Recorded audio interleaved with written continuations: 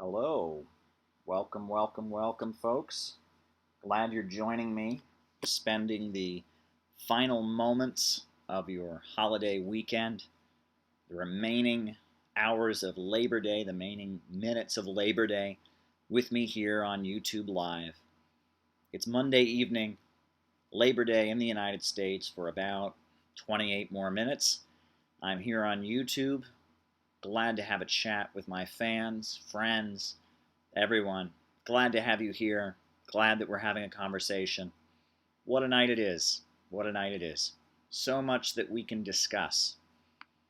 What is on folks' minds? What a day it is. Wow, I see Kinky, my best Kinky.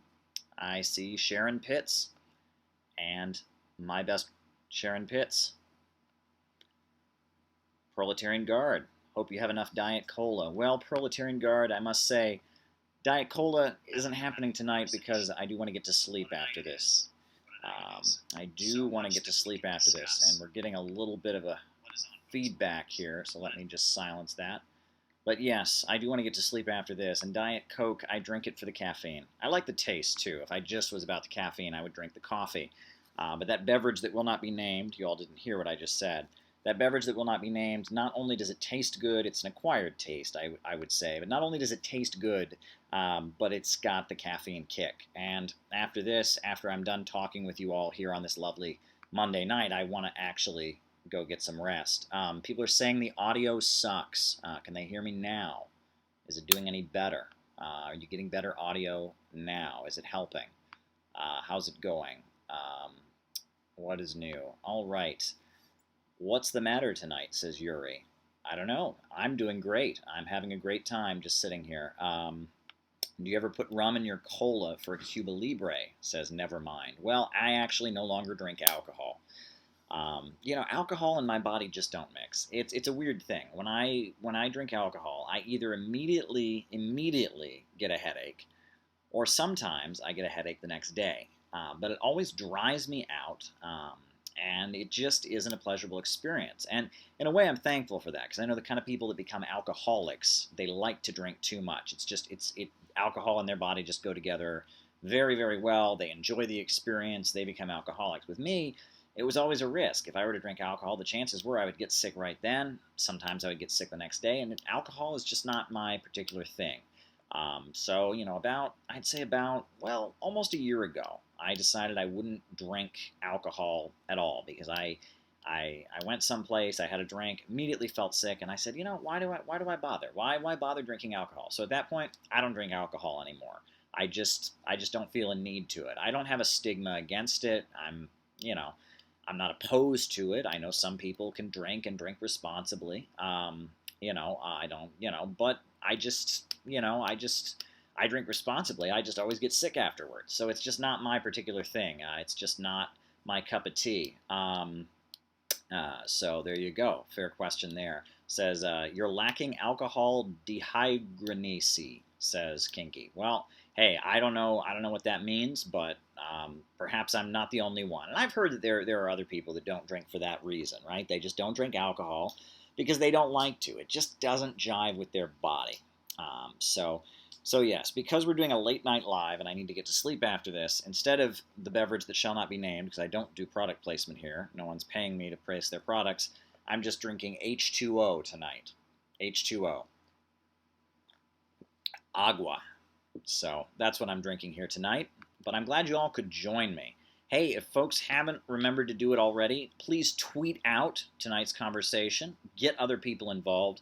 It's 11:30 at night. There's a lot of people that are kind of procrastinating, kind of, looking for something to do this time of night. There's 16 of us right now, but tweet us out, post us on your Facebook, bring some other people into the conversation here.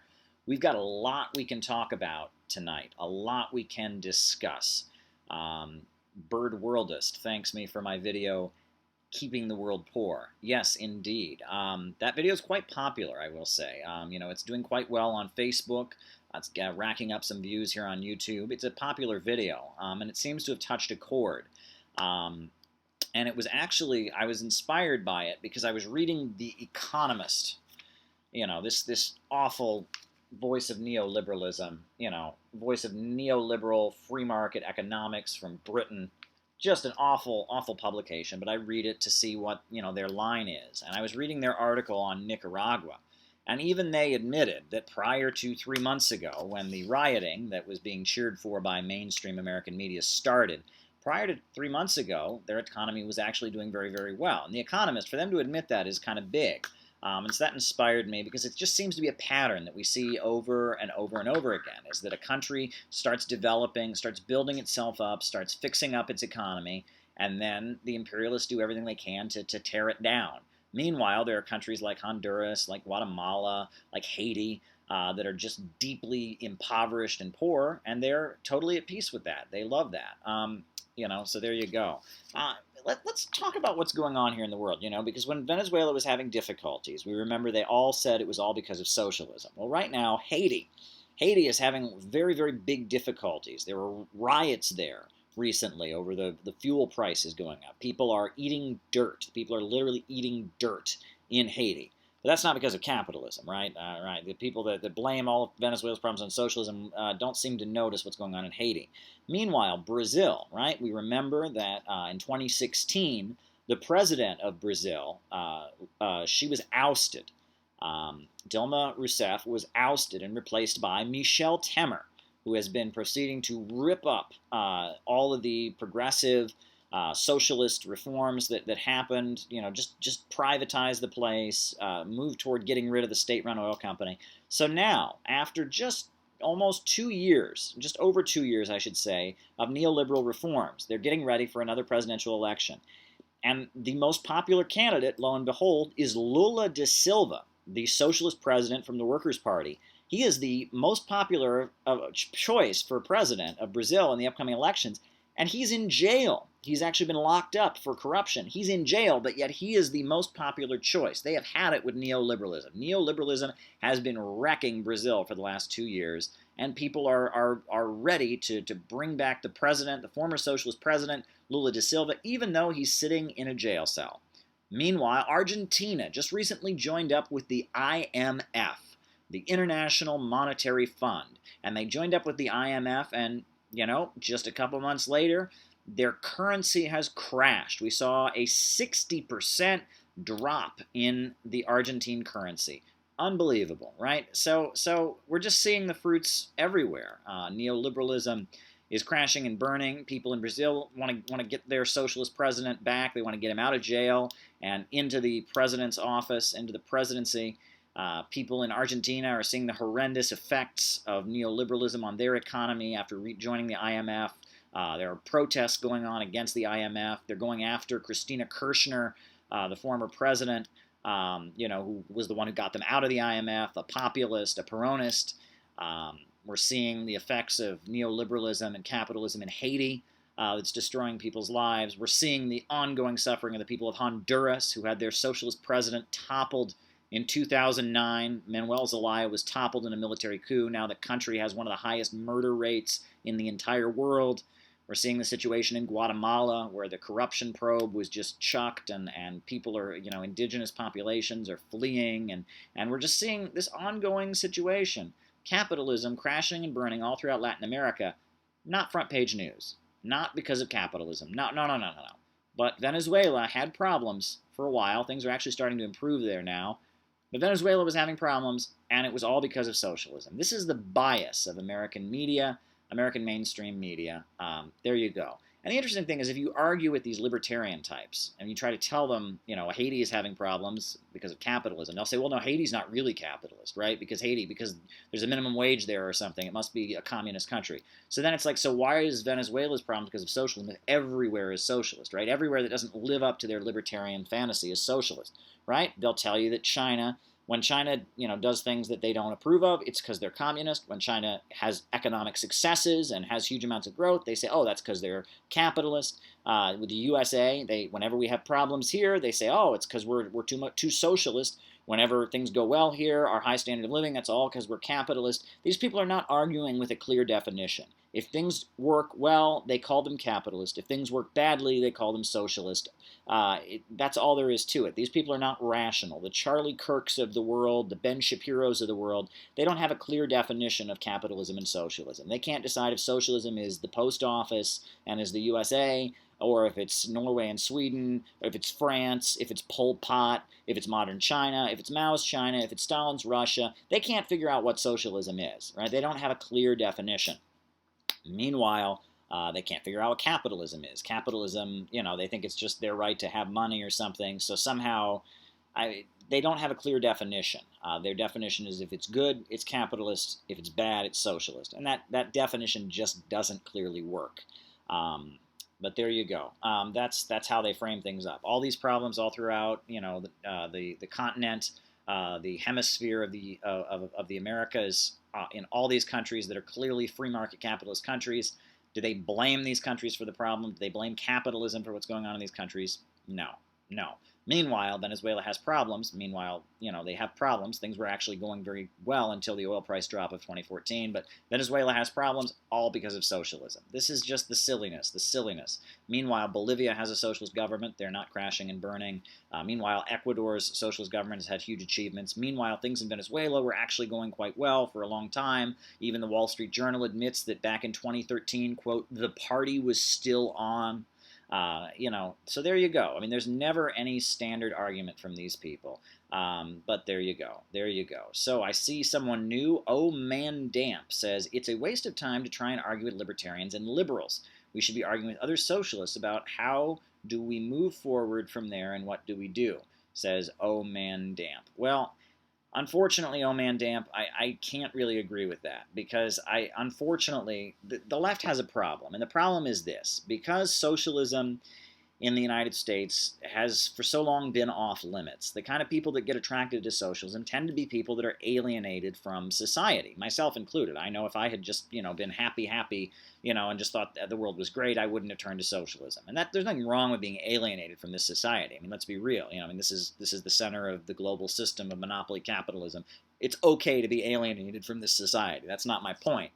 But because it is an ideology that's been, until recently, only restricted to those who feel an extreme amount of alienation, the socialist movement, unfortunately, if you try to make people in the socialist movement happy, your ability to expand belief in socialism among the population weakens. For years, for my whole life, there's been efforts to bring together the CP and the RCP and the SWP and the QWH and the XYZ, and they've been having conferences and meetings, and they're going to form a united front and a new left party, and it ain't going to happen, folks. It really isn't going to happen. All these groups, they tend to be controlled by people left over from the 1960s, baby boomer types, and these groups are all kind of somebody's little personal empire. Right? It's that they built it up, they got to be the leader, and they got to take it over, and none of these groups really have a big following. I guess you could say DSA, but I don't really put DSA in the same category because anybody can join DSA. It's not like a vanguard party formation. It's just kind of a wide tent. But for the most part, these groups are somebody's, a kind of a clique of people, or usually just one person's little personality cult, and they're not going to unify, and they're not going to join up. And it gets sad. I used to go to rallies. I remember when I used to go to rallies, there'd be people that showed up with banners. It was a Trotskyist group. They used to show up with banners that said, "For a united socialist republic of the Near East." The Near East. No one talks about the Near East anymore. The Near East. Nobody talks like that. But because that's what Trotsky wrote in the 1930s. That's the Middle East. But instead they said the Near East, which is like the British Empire term from the 1930s. Because Trotsky wrote that, their banner would say, "For a socialist republic of the Near East." No one's taking these people seriously. No one is. And if you're trying to convince them to be more like you and all of that, it's just not a productive conversation. The reality is there are millions and millions of people in the United States who have never met a socialist. And all they know about socialism is what they hear about it on Fox News, which is socialists want to take your house and your car away from you and take your guns away and make you be poor so it's more fair. And that's what a lot of Americans think. And they think, I've worked my whole life to get a little bit in this world to save up some money, and these communists and socialists want to take it away from me. Well, that's absurd. That's really not the case, but that's what they've been led to believe, and I think that the aim, we need to not be aiming at the movement. The movement is a dead end. I'm so tired of hearing about the movement. The number of people who hang out in left-wing rallies is a very, very small number of people. I'm talking about the masses. And actually, and this is where this is going to be painful for people to hear, but at this point, the movement is in some cases more pro-war than the masses are, right? A lot of the masses now, you walk around, there's a lot of people who think the wars are a waste of time, we should be spending the money to build up this country, a lot of people who buy into like 9/11, theories about 9/11, and think the government is corrupt, but among people that are in the movement, i.e. people who go to protests, a lot of them buy into Russiagate. They buy into the Russiagate stuff. They think that Trump is evil, and he's because he's too friendly to Vladimir Putin. And then in a lot of cases, I mean, I've been to a lot of these Stop Trump rallies to cover them as a reporter. A lot of those people are more pro-war than average people on the street are. Right? That for a long time the movement was this marginal section of U.S. society, the far left, that was kind of left over from the 60s, and they did peace rallies, and they voted for Ralph Nader, and most of society ignored them. But now there's kind of a revivalism of the movement, quote unquote, but these folks are more pro-war and more pro-establishment than average Americans are. These are the Rachel Maddow fan club. And those folks, in some cases, I would say, are more right-wing than the masses of people. Your average American doesn't want to continue these wars. Your average person who goes to Stop Trump rallies thinks Trump is a traitor for not overthrowing the Syrian government, for not going all in with cruise missiles. And thinks that's because he's secretly working for Putin or something like that. I'm dead serious. The movement, there's a section like the far left that it remains marginal, but there is a wider mobilization to back up the Democratic Party to try and remove the Trump administration that is more pro-establishment than average Americans are. Now, does that mean that I'm a supporter of Donald Trump? Absolutely not. I did not vote for Donald Trump. I am appalled by his immigration statements, by his statements about Muslims, by what he said to police officers. He's basically given a green light to police officers to commit acts of police brutality, when he's telling the police to bang people's heads against cars, when his response to the Black Lives Matter protests about real police brutality that African Americans are enduring on an everyday basis. His response to it is to say, oh, nobody respects the police anymore. I mean, trust me, I am not a Trump supporter. However, I will say that the Stop Trump movement that thinks John McCain was better than Donald Trump, the Stop Trump movement that thinks that we need to get back to sensible conservatives, and this is a tricky situation we're in, folks, and I will say also, and I hate to say this, and I'm going to get a lot of flack for saying this, but a lot of this anti-fascism that we're seeing nowadays is sad. I mean, I don't know how to say this without sounding like a jerk, but fascism is awful, right? Nazi Germany, fascist Italy, the Ku Klux Klan, that stuff, I'm not going to defend that stuff ever. That stuff is atrocious.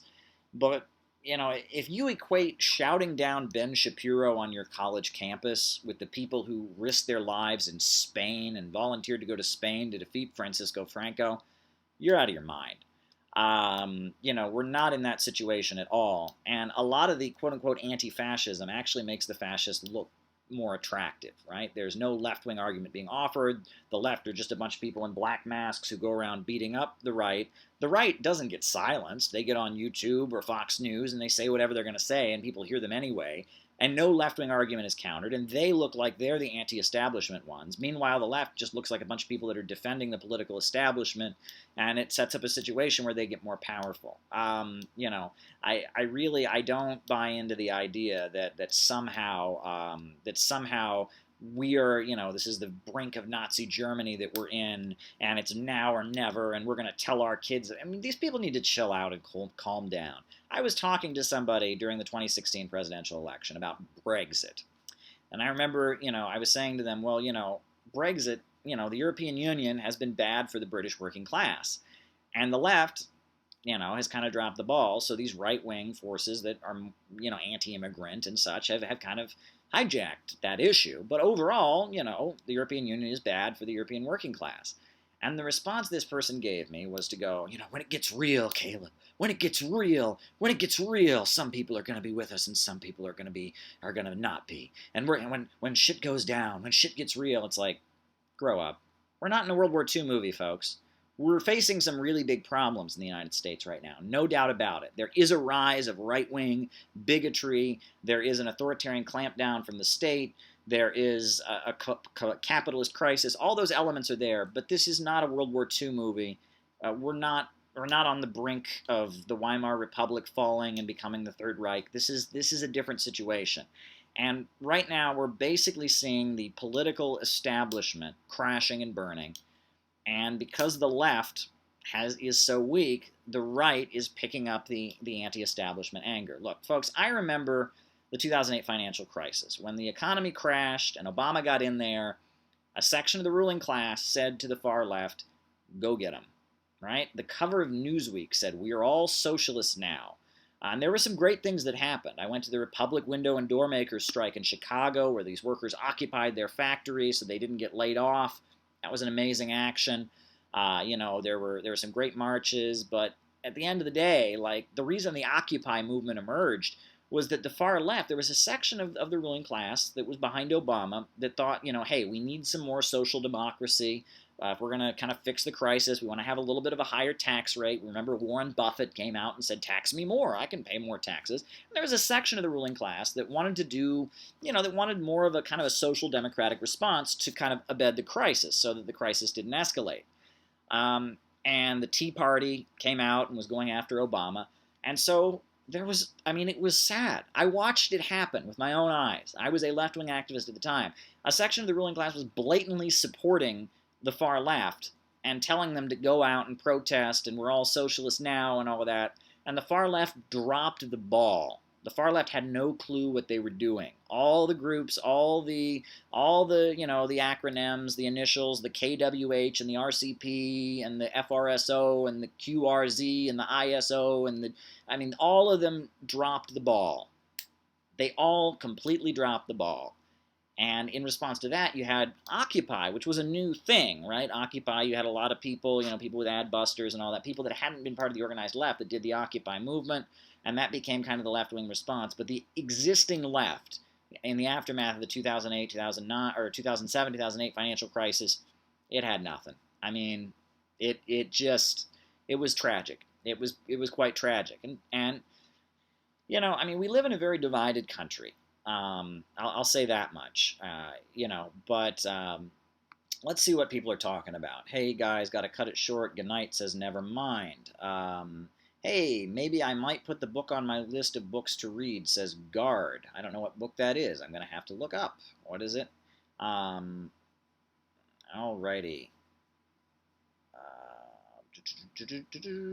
Well, anyway, so, one of the big divides in the United States that I've seen, and I'll just describe this, is, I'm here in New York City, and I've noticed that the way global history is taught to school children, there's a bias, and the bias manifests itself in different ways. For example, anywhere you go in the United States, when you're learning about, like, the history of the 20th century and the Second World War, any class, any history class you're going to learn from, you're going to hear, they're going to tell you that both communism and fascism are no good. Right? That's just standard. And you're going to learn that the American liberal democracy is the best system. But the difference, and this is interesting, the difference is, who do they apologize for? Now, when I was growing up in a small town in Ohio, we learned that both communism and fascism were bad, that the American system was the best. But when it came to fascism with Hitler, it was like, well, Hitler was obviously a mass murderer, killed millions of people, awful human being, but you have to understand there was this hardship in Germany, they would say, and things were hard, and there were all these communists revolting, and people were poor, and Hitler, he got in there and he fixed up the economy, and he did good things, but ultimately, killed millions of people. Hitler was no good. They bend over backwards to apologize for Hitler, but then communists are just evil. Communists are mass murderers. They don't believe in God. They're godless atheists. They wage revolution. It's a stupid idea. They want to share everything. Communists are complete idiots and evil and power hungry. Fascism, well, they had good intentions, but Meanwhile, here in New York City, it's the opposite, right? Here in New York City, and I agree more with the New York City. Not more. I agree with the New York City one. Well, I mean, in New York City, they'll tell you, well, fascism is racism, evil, hate, bigotry, pure evil. Communism, on the other hand, they had good intentions, but it's a good idea. These are good, noble people, but it just didn't work in practice, they'll tell you. It just didn't work in practice. The communists, they meant well, good people, and hardship, and there used to be a lot of inequality, and people were poor, but they meant well. But obviously, Stalin came in there and killed a million people, and so the American liberal democratic system is the best. And that's the difference. It depends where you are. If you're in a red state in the USA, you hear that fascists, well, it's understandable people would make that mistake, and communists are pure evil. In a blue state, you'll hear communists, well, they had good intentions and all of that, but it just didn't work, and it led to millions of people dying, so you can't do it. But fascists, on the other hand, just pure evil. Who is just pure evil? Who has good intentions? That's the difference in American discourse. And that's why increasingly you'll see in American discourse, you'll see like one side shouts communist at the other, the other side shouts fascist at the other, and neither side goes, oh, I'm that? Oh boy, I mean, it doesn't, these are epithets. And increasingly when I watch people in the USA argue, from like the far left and the far right, I've noticed that the arguments they make at each other don't have any effect.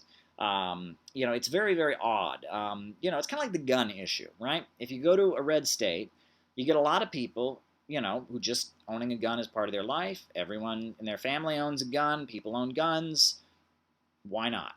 And then you go to a blue state, and you've got people who it's just like the idea that anyone would ever own a firearm, unless they're like a police officer, is beyond crazy, right? And that anyone who might ever even purchase one must be mentally ill, potential serial killer. I mean, it's a cultural divide, right?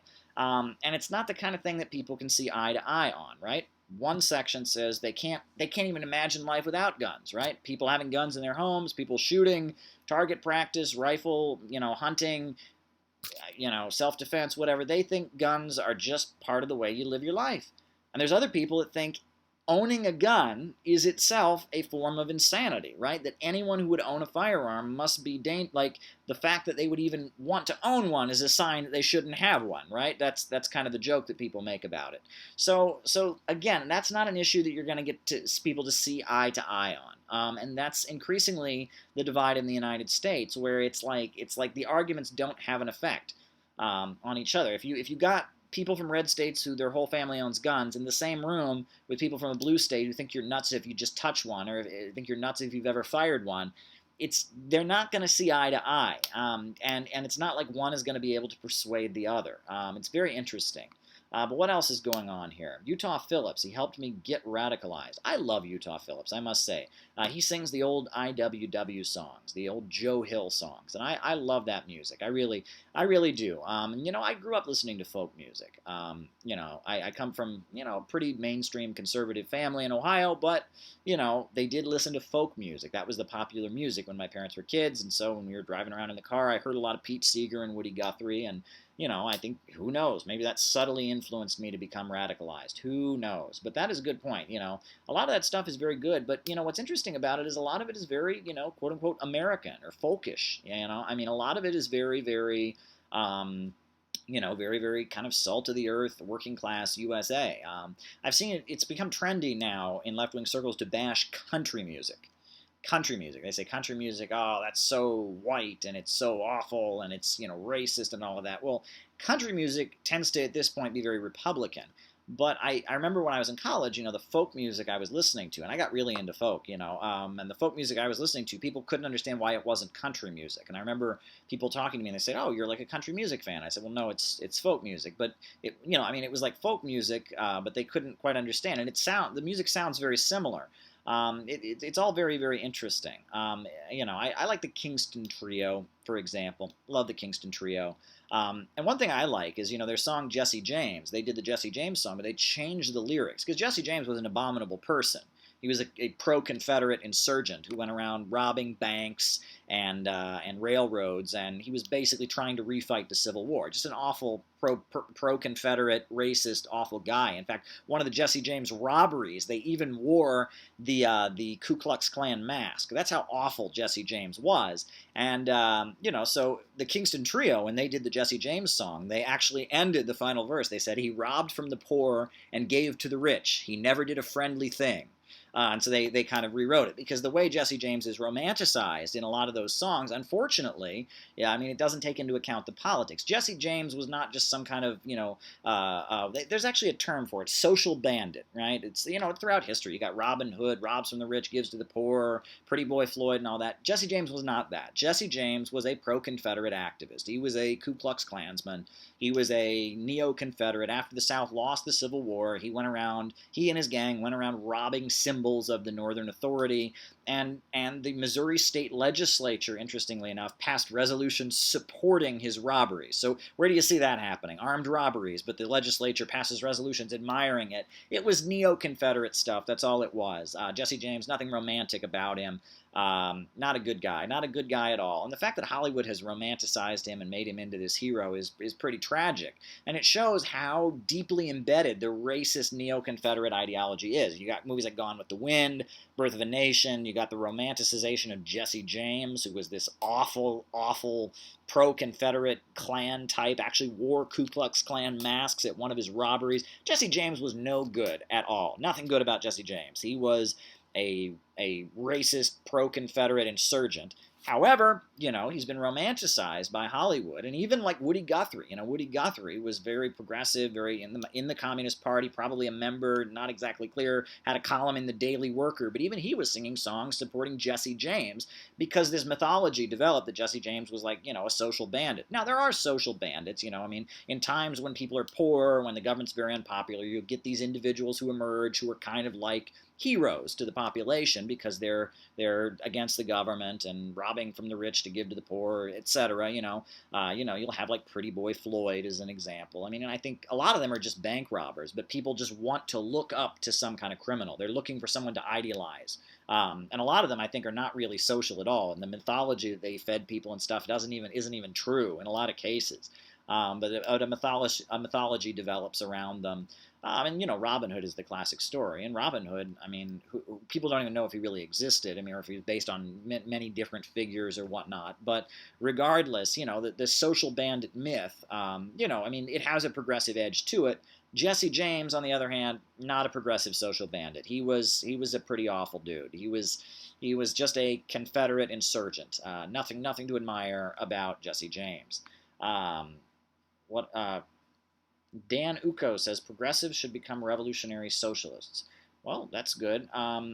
Caleb says, Proletarian Guard, have you ever been on with Richard Wolff on Economic Update? I have not. I've had many good conversations with Richard Wolff. I see him around the RT studio. I've seen him in New York. I know some folks at New School University where he teaches. I like Richard Wolff. He's a great guy. Obviously he and I don't agree about everything. His vision of socialism is very much based on worker co-ops. I talk more about the vision of, a socialist planned economy. He's a good guy. Great economist, understands economics. I recommend his work. And that's the thing. I recommend anybody who's talking about socialism nowadays, for the most part. I mean, I disagree with them. I diverge from the mainstream left in a lot of ways. But, Richard Wolff is a great guy. I encourage people to check out his writing. I think he's a great fellow. But what else is on people's minds? There's so much we could talk about. Someone says, progressives are social democrats at their most radical. Well, that's interesting. Now, I actually recall an argument that I had where I was arguing with people, and I said that Bernie Sanders was not actually a social democrat. And people said, oh, how can he not be a social democrat? He calls himself a democratic socialist. He doesn't believe in a revolution, but he believes in socialism. How is he not a social democrat? Well, it's interesting. So, in the life of Karl Marx formed the first international. Right, the International Working Men's Association, sexist name, now we call it the International Workers Association. Back then they called it the International Working Men's Association. And Karl Marx published the Communist Manifesto. right? And Marx and his supporters called themselves communists to distinguish themselves from the widespread socialist movement, which was a lot of utopians, a lot of religious people, a lot of different folks. But eventually, the International Working Men's Association got taken over by Bakunin and a lot of kind of ultra-left anarchist forces. And so Marx eventually, I think they eventually left. But anyway, so the International Working Men's Association eventually, it stopped. That was the first international, right? So the Second International emerged, and kind of the linchpin of the Second International, which I know Frederick Engels had something to do with founding. There's the Critique of the Gotha Program by Karl Marx, and it was the German Social Democratic Party, German Social Democracy. This political party that was formed in Germany, the German Social Democratic Party. And it's still around, the SPD. It's like a political party in Germany. It was kind of the linchpin of the Marxist movement around the world, and it called itself social democracy. And that was to distinguish itself from these like anarchist types, these ultra-left types that Marx and Engels had distanced themselves from, the German Social Democratic Party. And all throughout Europe, you had social democratic movements or socialist movements that emerged, and they were Marxists, and they called themselves social democrats so that people wouldn't think they were bomb throwers and crazy anarchists. So the Second International, they call themselves social democrats. And you have like the Labour Party in Britain. And you have like the like various social democratic parties formed throughout Europe. You have Social Democratic Party of the USA, eventually becomes the Socialist Party of America. Marxists all over the world are calling themselves social democrats so that people don't think that they're anarchists and that communism was a word associated with anarchism, right? It's very interesting. And then social democracy, lo and behold, you have, the outbreak of World War I, you have the crisis of Marxism, you have, revisionism and Edward Bernstein, and the social democratic parties never create a revolution. So lo and behold, when, in Russia, the Bolsheviks, they called themselves, they were the Russian Social Democratic Labor Party. They were calling themselves social democrats. You read Lenin's old pamphlets. He says, what do the social democrats want? He's talking about Marxists. What do Marxists want? Right? Social democrat was the word that Marxists used. But however, when Lenin comes back to Russia during the Russian Revolution, in the aftermath of the February Revolution, you have the famous April Thesis. Lenin comes back, and in his April Thesis, he tells the Bolshevik Party to stop calling themselves social democrats, he says, because we don't want to be associated with these sellout reformist leaders, so we're going to go back to calling ourselves communists. So the Russian Social Democratic Labor Party, Bolshevik, which is what the Bolsheviks had been calling themselves, they switch their name, and they become the Russian Communist Party, Bolshevik. Right? And that's very interesting. And then from then forward, people that were associated with the Soviet Union, defended the Soviet Union, were calling themselves communists. People that were the strand of Marxism that rejected Lenin and the Soviet Union and Bolshevism, they called themselves social democrats. Very interesting. And so you have that divide, and it shows that the words are kind of interchangeable. But what's interesting about it is that Bernie Sanders is not really like the German social democracy or the Second International or the people in Europe that were calling themselves social democrats. Bernie Sanders does not advocate a state-run economy. Bernie Sanders simply advocates more of the European welfare state. At no point does he call for the banks, factories, and industries to be operated in a manner that serves public good. He doesn't call for an economy that is organized in the interests of society, not in the interests of profits. He does not call for a change in property relations. He simply calls for, the government to have more programs and welfare and to look out for the ordinary guy some more. He said that democratic socialism means a government that works in the interests of the people, not a rich 1%. That's how he's defined socialism. And it's interesting because the Labour Party in Britain, for a long time they had a section of their constitution or their bylaws that was called Clause 4. You can Google this, Clause 4 of the Labour Party Constitution, and it said that they advocated a society, essentially, I don't know the exact wording of it, but they advocated a planned economy.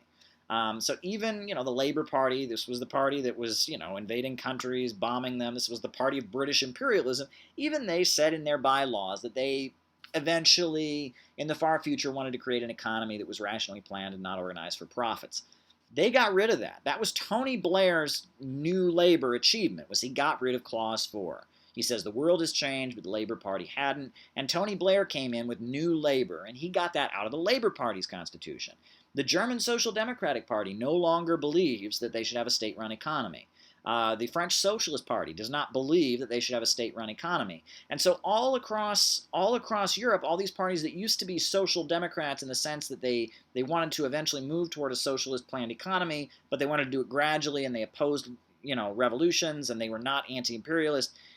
Those parties no longer believe that. They believe in capitalism, just with free healthcare given to people and education, and more of a welfare state for the people. That's what they believe. Most of the socialist parties around the world, the French Socialist Party, the British Labour Party, German Social Democratic Party, they're like Bernie Sanders. Now, I know in Norway, the Social Democratic Party actually does believe still that they want to move toward a planned economy. And that there are some exceptions to that. But for the most part, social democracy, the people calling themselves social democrats and socialists who are anti-communist, at this point, they don't believe in building a non-capitalist society. I think that's very interesting, and it shows that these words are always in flux. People will ask me, I've been asked so many times, what's the difference between a socialist and a communist? And when it gets down to it, those words, the definition of them have just changed so dramatically for so long. You can go back to like the 1800s in the United States, and the word communist wasn't used, but you had socialists. And socialists were people that wanted to kind of gradually make the economy work better and have more social programs. And anarchists were people that believed in a violent revolution. And then that was how people distinguished them. And if you were kind of a moderate who wanted to work within, get people elected and gradually change things, you were a socialist. And if you were, out in the streets protesting and wanted some kind of violent revolution, then you were an anarchist. That back in those days, and no one knew. It was confusing, and just the terminology changes. The terminology really ultimately changes. There is the Marxist approach, and I think that Karl Marx and those who followed him, and there's a continuity of politics, and that's what's weird about the left. I'll tell you that. On the far right, you get all kinds of people. Somebody just props up and they're like, "Hey, I'm a far rightist." They invent their own ideology. They invent some symbol. They've got a new party.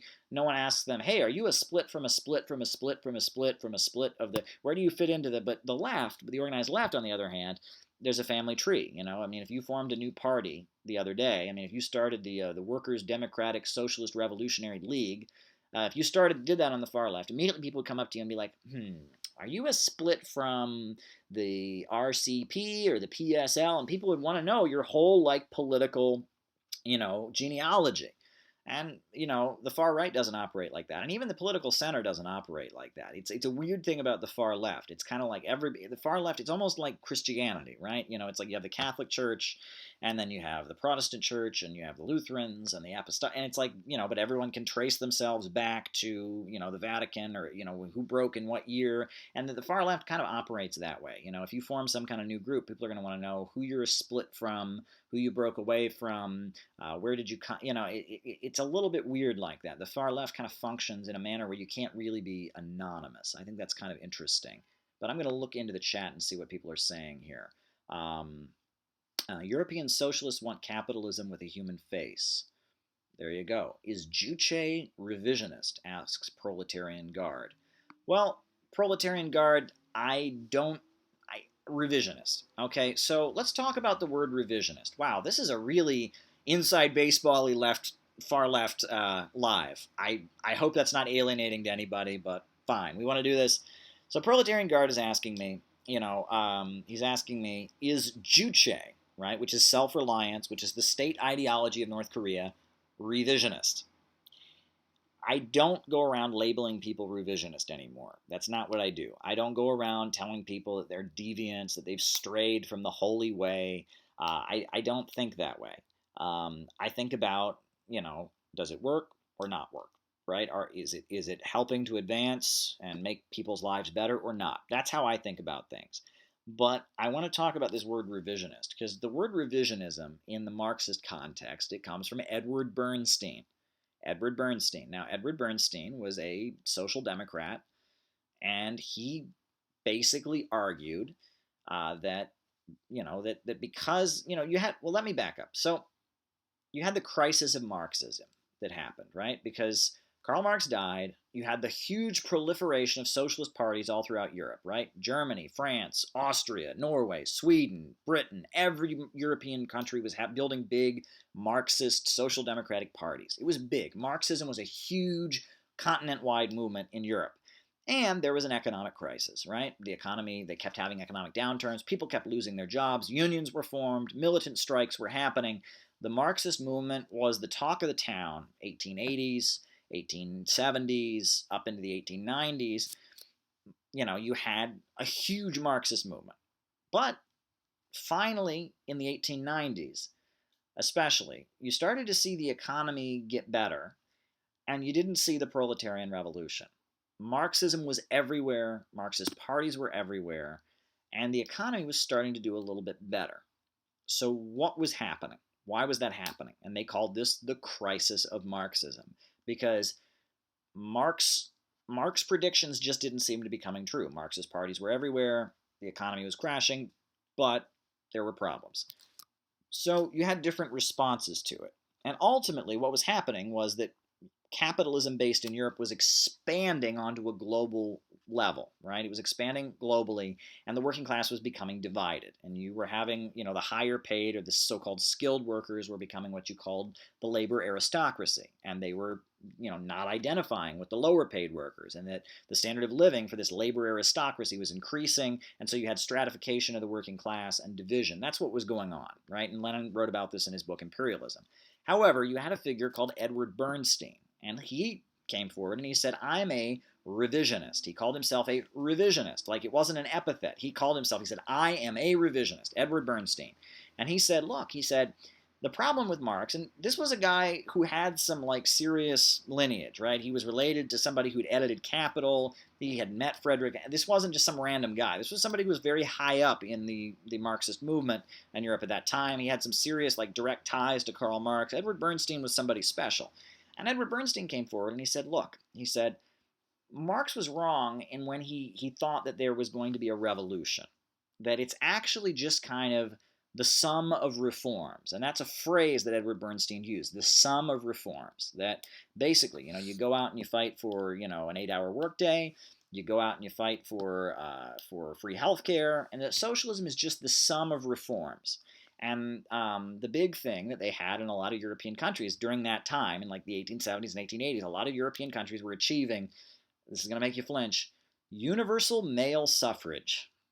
Right. Not even thinking about giving women the right to vote, but universal male suffrage, that all men could vote, whether they owned property or not. And that was a big thing, and social democrats and Marxists were key in going out and fighting for and protesting, demanding universal male suffrage. If you are male, you can vote, right? That's just painful to hear. I mean, they didn't even think about giving women the right to vote. That shows how far we've come. But regardless, universal male suffrage was a big thing. And in a lot of European countries, socialists and all of them were winning universal male suffrage. And so Edward Bernstein says, look, now we have universal male suffrage, and the number of workers is far bigger than the number of capitalists. We can just vote them out. And he said that the catchphrase, this is the catchphrase of Edward Bernstein. The catchphrase, this is, if you want to know revisionism, right, and the Edward Bernstein movement, the revisionist school of Marxism, the catchphrase that Edward Bernstein used to describe his school of Marxism that said you don't need a revolution, it's the sum of reforms, he said, the movement is everything. The goal is nothing. The movement is everything. The goal is nothing. Right? That it's not about the revolution. It's not about creating socialism. It's about the protests and the day-to-day reforms. The movement is everything. The goal is nothing. It's about the journey, not about the destination. Right? Just stop talking about the socialist society, stop talking about a revolution, just focus on day-to-day political struggles. The movement is everything, the goal is nothing. And Edward Bernstein called himself a revisionist, and German social democracy and most of the Marxist movement rejected what Edward Bernstein had to say. And Edward Bernsteinite groups were formed throughout Europe. People broke away from the social democratic groups and formed revisionist parties. And they were Marxist, but they were revising Marxism, saying that Marx, the crisis of Marxism, the fact that in the 1890s they didn't have this revolution, that it proved that the theories of Marx were somewhat flawed and needed to be revised. And actually, one of the first pamphlets of Rosa Luxemburg is called Reform or Revolution, and it's an entire polemic against Edward Bernstein. But Bernstein, and his concept of revisionism came forward. Now, later, you have Lenin accusing the Social Democratic parties of revisionism. Then later, you actually famously have Mao and the Chinese Communist Party accusing Khrushchev and the Soviet Union of being revisionists. And revisionist is now just a big slur, in the communist movement. It's, if you've strayed from the true way, you're a revisionist, right? That's the teaching within communism. I am not going to tell the people of North Korea what ideology they should march behind, right? I don't know enough about their situation, and honestly, I don't know enough about Juche in order to tell them whether it's revisionist or not. Whether or not something can be declared to be revisionist is not the basis for whether or not it's correct or not, right? There are some ways in which you could say that that Lenin revised Marx, right? Marx said all nationalism is inherently reactionary, right? Workers of the world unite. There are no nations. Lenin, on the other hand, said, that the oppressed nations of the world should be supported against imperialism. Marx said that when capitalism spreads itself all over the globe, this is progressive. Marx supported, very famously, he supported the British colonizing India. And he said, look, it's awful, they're committing lots of crimes, but this will lay the basis for capitalism in India. And then eventually capitalism, can lead to socialism in India. So it's progressive. Marx supported the USA in seizing Mexico, the Mexican-American War. He supported that, right? Marx was wrong in a lot of ways. He was right about a lot, about how capitalism works, the recurring problem of overproduction, the proletariat. He was brilliant. Marx was brilliant, but he was wrong in a lot of key ways. And so Lenin came along, and you could argue, a lot of people do, that Lenin revised Marxism. Now, Lenin said, well, I'm not revising Marxism. I'm rescuing it. I'm saving it. I'm updating it, right? I'm keeping the pure revolutionary essence of it, and I'm just applying it to our times. Well, that's how Lenin saw it. But then Edward Bernstein said, when he started calling himself a revisionist and saying the movement is everything, the goal is nothing, he thought that's what he was doing. And that's the whole thing, is that science is not religion. It's not like the holy book of Marx says, and if you're against it, you're a heretic, you're a revisionist, you strayed from the holy way.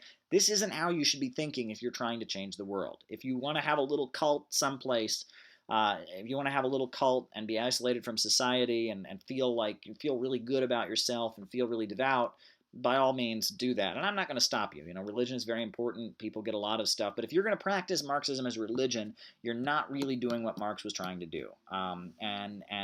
Marx was all about analyzing society, understanding how society changes, understanding how economics impacts society, and working to build a better world, and understanding different class forces, how the economy works, fighting to build a world where there's more justice and a better standard of living, and raising people out of poverty and getting rid of so many of the problems that we have, and doing that in a scientific way. That's what Marx was about. There are people who practice Marxism as if it is a religion, and they can do that if they want. I look back in my own life, and there are times where I look back at some of the way I thought about issues, and I think, I was thinking in more of a religious way. I struggle each day to be more scientific and clear-headed, and not get into some kind of emotional religious zeal about this kind of stuff, because that's just not, it doesn't help when people get caught up in kind of romantic politics. It really, really doesn't help. I hope that answers. Kinky says, I cannot get enough, Caleb. Well, there you go, Kinky. I'm happy to keep going. Tinfoil Hoodie says, Marx is very misread. And that is very, very true. At every university, they teach a class on Karl Marx, and it's always the worst class you've ever heard. They find some professor to teach it, and it's just painful. They make Marx the most uninteresting thing. That is totally, totally true. What are your thoughts on Jiang Zemin? I know Jiang Zemin practice has been added to the Chinese Communist Party's constitution. Now, when Jiang Zemin was in the leadership of the Chinese Communist Party, it was much more of what you might call collective leadership. They very much, it was kind of loose. Things were different in different regions of the country.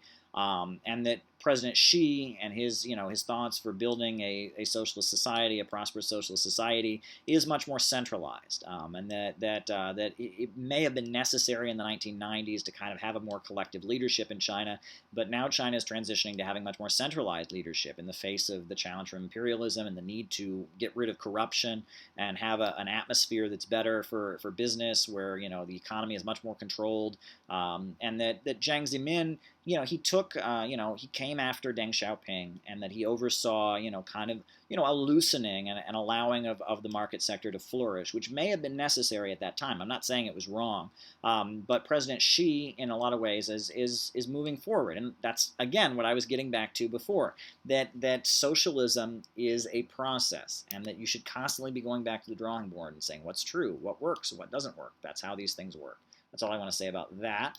Got an MBA, that's a Master's Business Administration, including an Advanced Economics, and Karl Marx was never mentioned, even once, says Kinky. Wow.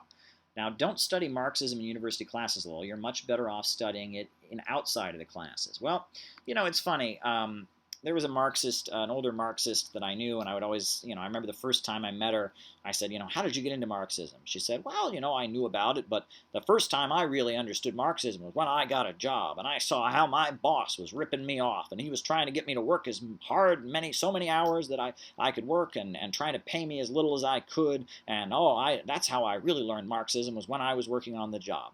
And I mean, that wasn't exactly true, but that's a good way to answer the question. That in a lot of ways, what Karl Marx wrote about with the alienation of labor, with overproduction, with, the worker-boss relationship, a lot of that stuff, more or less, you see it on the job. And that a lot of that stuff, if you can have conversations about it in your workplace, you can really come to understand it more than somebody who's sat around a university and read Marx their whole life. It's actually kind of interesting. There are a lot of people who think that they're experts on Marxism who cannot, if you press them, say, what is socialism? They can't tell you. They say, what's wrong with capitalism? They can't, well, it creates like alienation where people, they can't give you a clear answer. The ability to talk about these ideas in a clear way is something that is quite unique. Wow, we are really getting into this Marxist world here.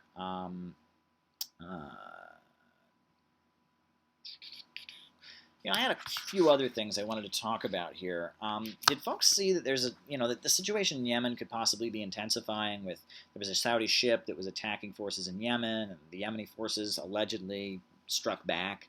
Are people seeing that? The situation in Yemen is something we should all be concerned about, because those Yemeni people are fighting for their lives. They really are. They are fighting for their lives against the fourth largest military budget in the entire world. And if this was all about Iran, if this was an Iranian conspiracy, it would have been over by now. The people of Yemen are fighting for their lives. They are facing an all-out onslaught by Saudi Arabia, and the fact that they're still fighting is utterly amazing. The people of Yemen are standing against some of the most powerful forces in the world and fighting back every day. It's really amazing what's happening in Yemen right now. And it's not just the Houthis, right? It's not just the Ansar Allah group. It's a coalition, right? You've got the Southern movement of people that want to restore the Democratic Republic of Yemen in the south. You've got the Salah supporters. You've got all kinds of different forces in Yemen that just don't want to be under Saudi Arabia's gun anymore. They don't want to be controlled by Saudi Arabia as a semi-colony. They want to take their untapped oil reserves and start developing the economy. They want to take Yemen, one of the poorest countries in the world, arguably the poorest according to some people, and they want to economically develop it, make it a better country. They don't want to be under the control of Saudi Arabia any longer. That's really what the war is about. And there's a lot of different forces in Yemen. And the Ansar Allah group, the Houthis, they're not going to control the whole country. They're Shia Muslims, but they're Zaydi Shia. They're not like they are in Iran. The Iranians are 12 Shia Muslims. But it's not the same. And this isn't the Houthis trying to take over Yemen. This is Ansar Allah and their revolutionary committee, which includes a lot of different political forces, fighting very hard to try and keep Saudi Arabia and Wall Street and imperialism out of their country so they can finally build it up and develop. They're fighting to make Yemen not a poor country any longer. That's what they're fighting for. They're fighting for economic development. Now, the logo of the Houthis is very interesting. The logo of the Houthis, they have a hand representing God, like a hand like this, and the hand holds in one hand a rifle for armed self-defense, and then it also is holding a shaft of wheat.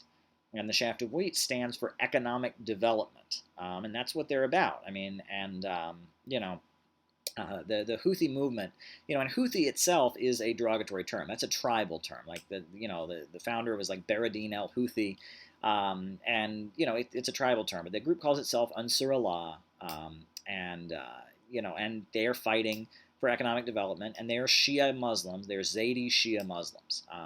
And Shia Muslims in Yemen have faced a lot of extreme discrimination because Saudi Arabia, I mean, the Shia people in any country that's Saudi dominated in the Middle East, Shia Muslims face horrendous discrimination.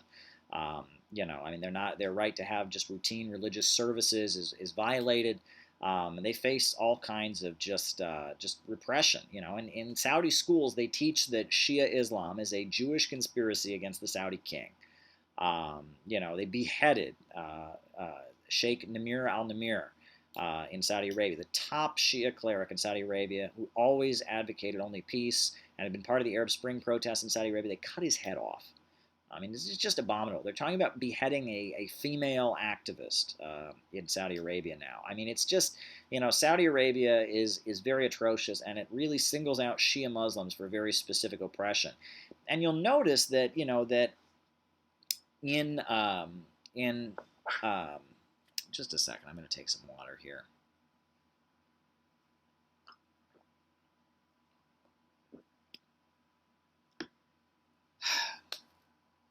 In a lot of places, they're trying to frame this war, you know, and the conflicts in the Middle East as kind of a Sunni versus Shia thing. That's how these things are being phrased. Sunni versus Shia. And if you look at it, you know, that's not really what it's about. You know, the majority of the people in Syria that are fighting in Bashar Assad's army, in the Syrian army to defend the Syrian Arab Republic, are Sunni Muslims, right? Now, Bashar Assad is from an Alawite family. His wife is a Sunni. He does things that Alawites don't do. He prays in a mosque, and he's actually become much more friendly to Sunni Islam. And in fact, the new constitution that Syria ratified in 2012 specifically names Sunni Islam as having a special place. This notion that the war in Syria is Iran, which is Shia, trying to take over Syria, that's absurd. That's just absurd. Furthermore, the idea that in Yemen, the people of Yemen this is the Zaydi Shia of Yemen in league with Iran. No. The Shias in Yemen are Zaydis. They pray like Sunnis do, and the majority of people that are fighting against Saudi Arabia are Sunni. So that doesn't work. Wherever you go, you know, this isn't a Sunni-Shia war, but Saudi Arabia and Saudi media is putting out everywhere that this is like a Sunni-Shia war, and that's very scary. One thing I have noticed, and this is very interesting, now while we're on this topic, that Saudi media and the sections of the Islamic world that are connected to Saudi Arabia have recently gotten on a kick against China. Very interesting. You know, Saudi media is putting out all kinds of over-the-top allegations about stuff going on in the Uyghur areas in China. A lot of it cannot be verified. On top of that, you've got movements in Malaysia and Indonesia, you know, religious movements that are tied to Saudi Arabia that are very, very anti-Chinese. And it's very, very interesting. It's almost as if Saudi Arabia has kind of decided that its job is to go after China. And that's very interesting, and it fits in with a pattern because, you know, Trump has basically been siding with Saudi Arabia against Qatar, right? And Trump is putting all these tariffs on China. And it's almost like there's like a section of the powers that be that are tied in with Saudi Arabia, tied in with, you know, ExxonMobil, the big oil companies, tied in with the forces that sell weapons to Saudi Arabia, and they have just kind of decided to take aim at China. Meanwhile, Qatar and Turkey, where the Muslim Brotherhood is you know, the government has aligned itself with the Muslim Brotherhood, they're becoming more and more friendly to Russia, it seems. They're just not buying into this idea that we should hate Russia. The whole situation is very, very odd. You never know what's going on behind the scenes. You really don't. You really don't know what's going on behind the scenes. So it's very, very strange. But it seems like you know, for a long time you had like two forces in the Middle East that were kind of U.S. allies. You had the Saudis, and they're like Wahhabi section that was, they were aligned with Saudi Arabia, Muslims that were aligned with Saudi Arabia, and then you had the Muslim Brotherhood. And both of them were aligned with the United States. They both hate the Syrian government. They both wanted to bring down Gaddafi. But interestingly, it seems like those two forces have divided, right? Qatar and Saudi Arabia are not getting along any longer. And it's very, very interesting. There's a lot you could look into about what's going on there. But enough said about that, right? Plenty more we could talk about here on this live. What's going on? Western liberals and leftists have in common with the right wing is they do not really think that Wahhabis are true representatives of Muslims and or Arabs, says Fresha Flowers. Well, Wahhabism, interestingly enough, that's, the British. It's the British that brought us Wahhabism, the British Empire. No question about it. The British Empire brought us Wahhabism. They were operating in the Arabian Peninsula. They found the House of Saud, and the House of Saud practiced Wahhabism, and the British worked with the House of Saud and enabled the House of Saud to take control of the Arabian Peninsula. And that's pretty well documented. And the British decided that the House of Saud were their friends, and that decision was made, and the British basically enabled Wahhabism, that particular interpretation of the Islamic faith, to become widespread by basically deciding that the Saudis could be good proxies, right? The Saudis, they would oversee the Arabian Peninsula, make sure that, the Rockefellers and the Rothschilds got the oil, in Saudi Arabia and in the region, and that basically the British decided that the Wahhabis were good allies. Now, I know there's some documents, people report that relationship goes back to the 1700s. No, it began in the 30s, I guess. I mean, I don't see any further evidence that it goes back that far. I mean, in 1938, when they discovered oil in the Arabian Peninsula, that was a turning point. And, oil, we have an oil-centered economy. You need oil. Oil is decisive in the global economy right now. The British and the Americans wanted to control that oil, and the House of Saud was more than willing to function as kind of a vassal or a middleman for them, and so it happened. And that's why we got Wahhabism. That's why Wahhabism emerged. Wahhabism was very much, it was the ideology that Saudi Arabia, the House of Saud, the Saud monarchy, decided was going to use this very conservative, authoritarian interpretation of the Islamic faith, and they clung to it. They made it their ideology, and it caught on. It hasn't gone away. So the British, but the Americans too, the USA, and I speak very highly of Roosevelt, but the fact that he got on a ship and met with the Saudi royal family and signed that treaty, there you go. I'm not for that. That was a bad thing that Roosevelt did. But yeah, you could pretty much blame the British and the West for seeing the Saudis as their ally. And that's really where Wahhabism comes from. It was the ideology of the Saudis. It was the particular brand of Islam that the Saudi royal family embraced, and so because they were the middlemen of the Western oil companies and bankers, that became the ideology that caught on. Saudi Arabia is the U.S.'s cartel. Of course, absolutely. The Saudis are the ones. I mean, we buy their oil. They buy their weapons from the United States almost exclusively. I mean, it's a financial relationship. Saudi Arabia does business with the United States in terms of weapons and in terms of oil, and that's why they are. And the weird thing is they're no longer valuable, and that's the thing. Their economy is not doing very well, and they're not valuable. This new king Salman and this prince, the crown prince. Basically, Saudi Arabia doesn't have the value to the USA that it once had, right? Remember the OPEC boycott in 1973 when the Saudis and a bunch of Arab countries boycotted the United States. And what happened? It brought the USA to a standstill. I mean, there were lines for gasoline, for blocks. It was a disaster. If the Saudis were to do that today and say, you know what, we're not going to send any oil to the United States, we'd be fine. We got loads of oil here because of hydraulic fracking. So the Saudis they don't have the value to the United States they once had in terms of oil, right? The USA is producing so much oil domestically, 11 million barrels a day for the first time in history. That's a huge amount. 11 million barrels per day of oil are coming out of the ground of the United States from shale.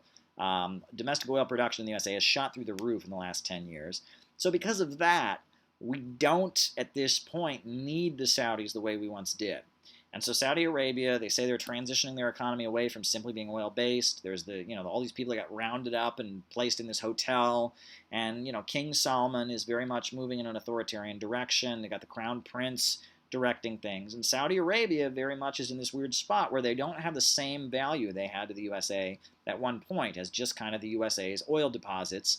So now what else do they do, though? They're in the weapons business, right? And that I have a feeling that they're trying to prove themselves militarily and say, okay, maybe you don't need our oil the same way, but we militarily, against the Iranians, against the Chinese, against the Syrians, we're valuable to you geopolitically, even though we're not as valuable to you economically. And I think that's what's taking place. But Saudi Arabia is in a bit of a crisis. The fact that hydraulic fracking has made it so the USA is producing huge amounts of oil domestically has changed Saudi Arabia's relationship with the West. And that's a problem for them. And what's interesting about it, what is interesting about that is that for Saudi Arabia, that changes a lot. And oh boy, what a night we're having here. What a night. But, it changes a lot. I mean, so much oil. What's interesting about it is this. The Democrats, for years, during the Gulf War, up into the 90s, the talking point was energy independence, right? Oh, we can't be dependent on Middle Eastern oil. We can't be dependent on Middle Eastern oil. Oh, we're dependent on Middle Eastern oil. If we could just not be dependent on Middle Eastern oil, if we didn't need to import oil from the Middle East, why then we could get out of there. We wouldn't be involved in the wars, right? Because we wouldn't be dependent on Middle Eastern oil. We need energy independence. Energy independence. That's what we need. I'm for energy independence.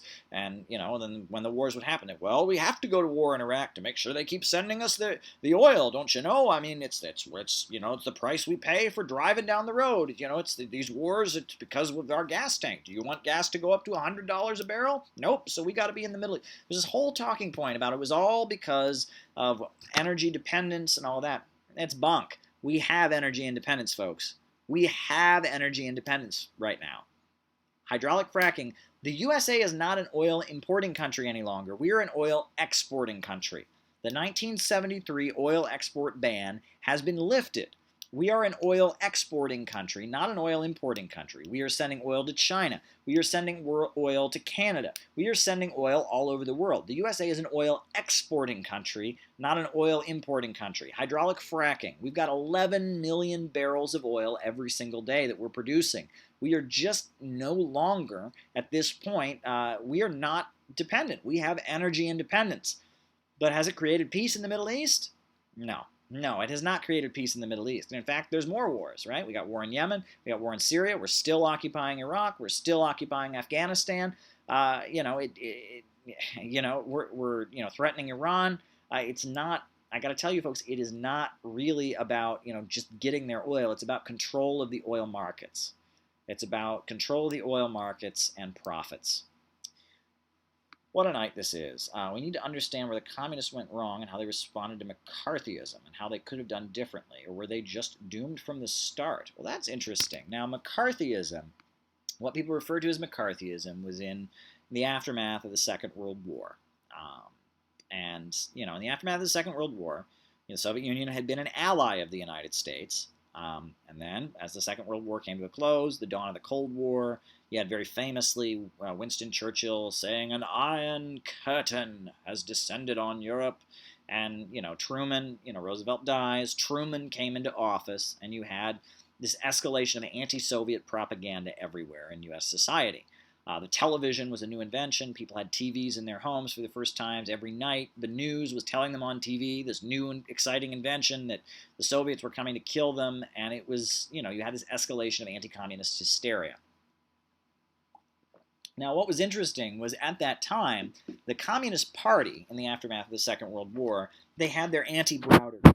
Right? Earl Browder had been saying during the Second World War he'd actually dissolved the Communist Party. He'd changed its name to the Communist Political Association. They had said that they didn't believe in a revolution, that they were Marxist Jeffersonians, and the Communist Party had very much been moving in a very, very liberal kind of reformist direction during the Second World War. They said that there should never be strikes again because, you know, the employers and the workers and the employers were going to get along forever. And the Communist Party was kind of moving in this very, very, you know, they called it a revisionist direction. That's what the Communist Party called it. So after the Second World War, they had the anti-Browder campaign. 1945, they had an emergency convention. William Z. Foster, Elizabeth Gurley Flynn, and a bunch of other Communist Party leaders, they dumped Earl Browder. It was very, very dramatic. And there was a French communist named Jacques Duclos. Jacques Duclos wrote this letter criticizing Earl Browder. Stalin sent Jacques Duclos' letter to everybody. People read Jacques Duclos' letter, and they thought Earl Browder, the fact that he dissolved the Communist Party, the fact that he said there would never be strikes again, that was a horrible deviation. The fact that he said that U.S. imperialism was progressive in Latin America, that was a big thing. The fact that he called Juan Perón and a lot of the nationalists in Latin America fascists and equated them with Nazi Germany. They said, no, you have to support people in colonized countries for calling for independence. The fact that Earl Browder had opposed the independence of Puerto Rico. So there was this whole uprising within the Communist Party of the United States against Earl Browder. So William Z. Foster, who had been kind of, you know, one of the poster children of American communism, he was getting old at that point. He was in his 70s, but he became kind of the leader. He reasserted himself, and he was the hardliner leader. And he had been a trade union activist, and he had this core of like dedicated trade union people, and they came in. And, you know, William Z. Foster wrote this book called The Twilight of World Capitalism, and he was predicting that basically the Cold War was going to lead to global communist revolution. They said that U.S. imperialism was the main threat to the world. They were leading peace rallies. That was, you know, the Communist Party at that point, because of, you know, with the Korean War eventually breaking out and all that, the communists started pushing world peace. They were saying, look, we need to have peace rallies. The USA had the atomic bomb. The Soviet Union did not yet have the atomic bomb. And so the Communist Party kind of reasserts its revolutionary politics. They dumped Earl Browder. They were getting into a more revolutionary mode following the Second World War. At the same time, there's a huge crackdown on them. So then, 1948, the entire leadership of the Communist Party is arrested. You have the famous Smith Act trial, where William Z. Foster and Eugene Dennis and Henry Winston and I mean, all these leaders are put on trial for being communists. And what's interesting is the evidence against William Z. Foster and the evidence against, you know, the National Board, the 12 national leaders of the Communist Party at this famous Foley Square trial. The evidence against them isn't anything they did. It's not anything they did. It's what Karl Marx said, right? And they read from Lenin's book, The State and Revolution, and they read from the Communist Manifesto. The evidence is things that Lenin and Marx said, not things that they actually said. And it's alleged they're put on trial for violating the Smith Act of the USA, which says it's a crime to teach the necessity of the violent overthrow of the U.S. government. Right? And the Communist Party says, no, we don't advocate the overthrow of the U.S. government. We advocate a peaceful transition to socialism, we advocate a peaceful revolution. We just, we think the capitalists are pretty violent, but we believe that people have the right to self-defense. But at the same time, we don't advocate a violent revolution, and that's the Marxist position, mind you. Anyone who goes around saying they advocate a violent revolution is an ultra-leftist. Marx, Lenin, all of them made clear that they favor a peaceful transition, that advocating a violent revolution is not Marxism. And there's actually a beautiful pamphlet that William Z. Foster wrote during the trial, and it's called In Defense of the Communist Party and Its Indicted Leaders. You can find it online. Just a beautiful pamphlet, and he goes over all the myths. He talks about the Russian Revolution, how it was really an act of self-defense. He talks about how the Communist Party never really advocated violent overthrow of the U.S. government. He talks about how they favor a peaceful transition to socialism. And then in the 1948 presidential election, the Communist Party, interestingly, didn't support the Democrats because the Democrats were throwing them all in jail. They supported Henry Wallace and the Progressive Party. And it was actually members of the Communist Party that approached Henry Wallace, who'd been vice president under Roosevelt, who was a socialist, really a pro-Soviet guy, advocated, planning the economy and nationalizing all the industries and wanted peace with the Soviet Union, supported the civil rights movement, supported labor unions. So they approached Henry Wallace, who was a progressive, was the editor of one of the New Republic, which was kind of a liberal magazine. They approached Henry Wallace and said, Henry Wallace, you should run for president. So Henry Wallace ran for president in 1948 on the Progressive Party ticket. Huge. Millions of Americans voted for Henry Wallace. He ran on a platform of peace with the Soviet Union ending Jim Crow segregation and racism, and supporting the rights of labor unions. And Harry Truman, who was the sitting president, I mean, it was giving him a run for his money. And that shows even in the middle of McCarthyism. At this point, the communists, their homes are being raided by the police, and the leaders of the Communist Party are put in jail and all this. Even then, they were still a very powerful and effective force in U.S. politics, and you shouldn't ignore that, right? That even at the time, I mean, and the weird thing also was that during the late 30s, during the Popular Front, in the lead up to the Second World War, when the communists were in their patriotic mode, and when they were aligning with Roosevelt against fascism, they recruited a lot of liberals. They recruited a lot of people, like Broadway actors and university professors and Hollywood people. And they recruited a lot of these people that weren't really, they didn't get it. That they were not really revolutionaries. They were just it was the trendy thing to do. Socialism was kind of a trendy thing, and the Communist Party, they recruited a lot of these liberals. And these liberals, when McCarthyism hit, they ran out of there like a jackrabbit. I mean, they were out of there, right? All these Hollywood liberals were, oh my God, and they would get up in front of the House Un-American Activities Committee. I'm so sorry I ever associated with the communists. I didn't know how evil they were. Oh, I mean, these people that were in the Communist Party, when Roosevelt was the president, when the USA was aligned with the Soviet Union, when it was the hip, cool thing to do, they were all for it, but then when it stopped being cool, they ran out of there. And that was a problem. And that William Z. Foster, in his History of the Communist Party, he writes that was a bit of a problem that the Communist Party had, is that during the Earl Browder Popular Front era, they'd been a little too loose in their membership, and they'd let a lot of people join who weren't really down for the whole thing. And you had Whittaker Chambers coming forward. This was like the editor of Time magazine, and he wrote this whole memoir about he'd been in the Communist Party and he knew all these famous people were, and a lot of these former Communist Party members were just, they were getting up and just making up stories and doing everything they could to just kind of distance themselves from the Communist Party and play into McCarthyism. And that was a big problem. But you had, a solid core. The number that's in a lot of the history books is about 10,000, maybe 20,000 people who stayed with the Communist Party amid McCarthyism. And as McCarthyism escalated, it was illegal to be a member of the Communist Party. Being a member of the Communist Party was considered to be a violation of federal law. It was a Smith Act violation. It meant you were teaching an ideology that advocated the overthrow of the U.S. government. Now, William Z. Foster and others explained that's not actually what they believed in. They weren't calling for the violent overthrow of the government, but the Supreme Court wasn't going to hear it, and so you couldn't. The Communist Party basically shut down as a public organization. They had an underground apparatus. There's a beautiful book by a writer, Nelson Peary, and he talks about how they formed kind of an underground apparatus where it was like very, very secretive. And the Communist Party was functioning, kind of underground, clandestine, secret. It was functioning that way. In 1951, you had the McCarran Internal Security Act. Now, the McCarran Internal Security Act was a law that was passed in 1951 that basically made it, not only did it make it illegal to be a member of the Communist Party, but it had the Justice Department assemble a list of 2 million people who would be rounded up and put into prison camps in the time of national emergency. You can Google this, the McCarran Internal Security Act of 1951. So not only was it illegal to be a communist, but if there was a national emergency, the communists would be put in prison camps. That was how extreme the repression was. I know people used to tell me about during that period, people living in Cleveland. I knew some older communists who'd been in Cleveland during that period. They would talk about how at the library, the public library in Cleveland, they had books by Marx and Lenin and Stalin, and they had communist books. But they kept them behind the counter at the library. They didn't have them on the shelf.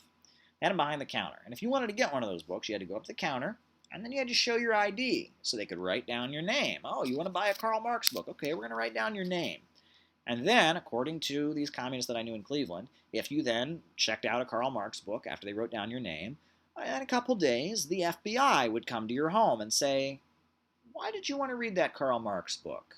Are you a communist? Do you know anyone who's a communist? And they wouldn't arrest you for reading the book. You had the freedom to read the book, but it created this chill effect where people were like, ooh, I don't want to look into that. And it wasn't like that everywhere. I know like in New York City, it wasn't like that. But in different parts of the country, it was basically assumed that if you were interested in Marxism, you were up to no good. And the authorities would look into you. One thing that used to happen to Communist Party members, I hear, is they would get a job. They'd be starting, a job in a factory or in a steel mill or something like that, and then lo and behold, the FBI would come and talk to their boss and say, this person's a communist, and they would lose their job, right? That happened to a lot of people.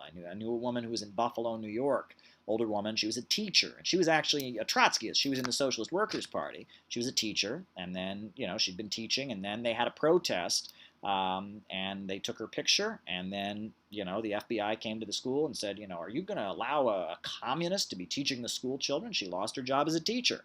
That was kind of the atmosphere where, the communists, they were kind of forced underground, and there were hundreds of people that were dragged into court. You didn't just have the Smith Act trials, but you also had like local, state courts. Like in different parts of the country, they had like criminal syndicalism laws or anti-communist laws that made it like illegal in the state to be a communist. I know like Texas, Indiana had laws that like if you're a communist, you can't work in state government. Anyone who becomes a state employee must swear they are not a communist. Laws like that were put into effect. I mean, McCarthyism was very, very extreme.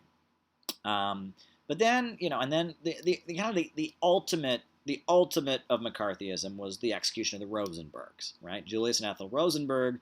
They were convicted of conspiracy to commit espionage. They weren't convicted of espionage. They were convicted of conspiracy to commit espionage because they never proved that they gave anything to the Soviets. The allegation was that they had gotten together in their apartment and planned something, right? That was the allegation. They were given the death penalty. They received the death penalty, and there was a huge international campaign to free the Rosenbergs. All over the world, the Catholic Church, I think, was against their execution. All over the world, people were opposing the execution of the Rosenbergs. There were protests at the White House every day. And the crazy thing was people would always say, well, the Rosenberg case, that proved that the communists were spies. No, Julius and Ethel Rosenberg, even if they were absolutely guilty of everything they had done, they had quit the Communist Party. They had not been members of the Communist Party at the time they had allegedly committed their crime. So, that whole thing was just bunk. But regardless, the Rosenbergs received the death penalty. Stalin died. Joseph Stalin died. Joseph Stalin died, the Rosenbergs have been executed, and Joe McCarthy in particular, right? Joe McCarthy in particular was starting to make enemies. Now, it's weird. McCarthyism started out among the Democrats. It started out with the Truman wing of the Democratic Party purging the pro-communist wing, right? It was like Truman was purging the Communist Party sympathizers within the Democratic Party. And that's why the Kennedy family, the Kennedys were all about McCarthyism. They'd been on the House Un-American Activities Committee. Mainstream Democrats were very, very pro-McCarthyism at the beginning. But then it started to turn into Republicans accusing Democrats of being communists. And like the rallying cry was like, who lost China? Who lost China was the rallying cry.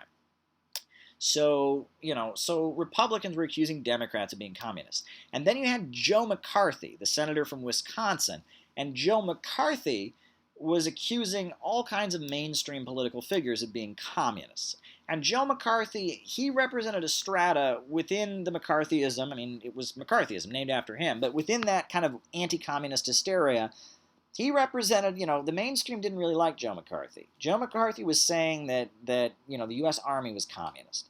Joe McCarthy was saying that, both major parties were communists. And that Joe McCarthy, it was like you had this strata of, small-town doctors and lawyers who were, mad at the political establishment. And they were kind of using the fear of communism to kind of rebel. It was like when they were talking about communism, they were not talking about the Communist Party. They were not talking about the Soviet Union. They were talking about, big corporations and banks and stuff. And it was this weird kind of right-wing populism where the establishment was communist and we needed some kind of anti-communist uprising among the population. Joe McCarthy very famously accused the U.S. Army of having covered up for communists. And eventually Joe McCarthy was discredited and the U.S. Congress censured Joe McCarthy. So Joe McCarthy is censured by the U.S. Congress. Stalin is dead.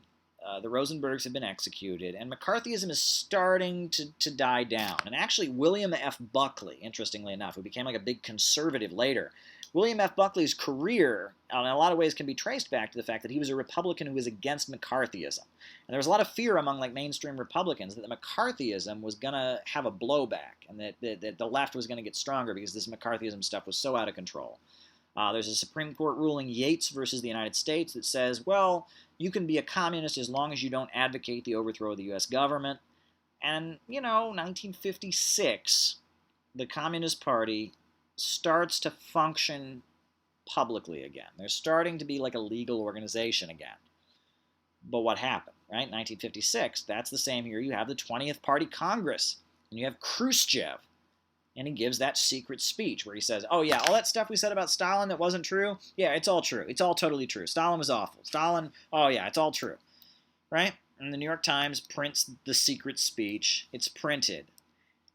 And the Communist Party of the United States has a national meeting in 1956 to discuss the secret speech in 1956, the secret speech. And a lot of people saw that secret speech by Khrushchev, and they thought, this can't be true. This is just propaganda. So they go to the Communist Party's national meeting, several hundred people at this national committee meeting of the Communist Party, and they hear from Eugene Dennis and William Z. Foster and the leaders of the Communist Party that the secret speech was real, that Khrushchev actually said that all this stuff about Stalin was true. And a lot of people just broke down in tears and quit the Communist Party. I mean, they just said, that's it. They said, we're done. They said, we're done. We've been denying all this stuff about Stalin for years. Now you're telling us it's all true? Are you insane? And they quit. A lot of people quit. Huge numbers quit. And then Eugene Dennis, the leader of the Communist Party, came out with a document called Communists Take a New Look. And Eugene Dennis basically says, okay, we're going to talk about de-Stalinizing the Communist Party of the United States. And he writes this whole document about how we should be more open, and maybe we should dump Marxism-Leninism. Maybe we should just be a mass party of socialism. We should try to unify with the Socialist Party. And they have the whole year in the lead up to their 1957 convention where the Communist Party of the United States is basically saying, maybe we should just be social democrats. Maybe we should just be reformists. Maybe we should cut ties with the Soviet Union. And the editor of the Daily Worker is a guy named John Gates. And John Gates starts printing articles supporting the Hungarian uprising against the Soviet Union, the Hungarian revolt that the CIA was supporting, that a lot of former fascist elements were involved in.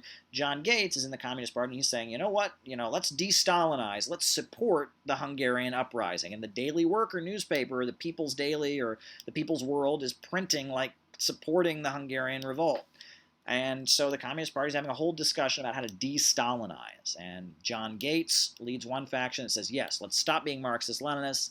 We have just got to become a mainstream, mainstream social democratic socialist party.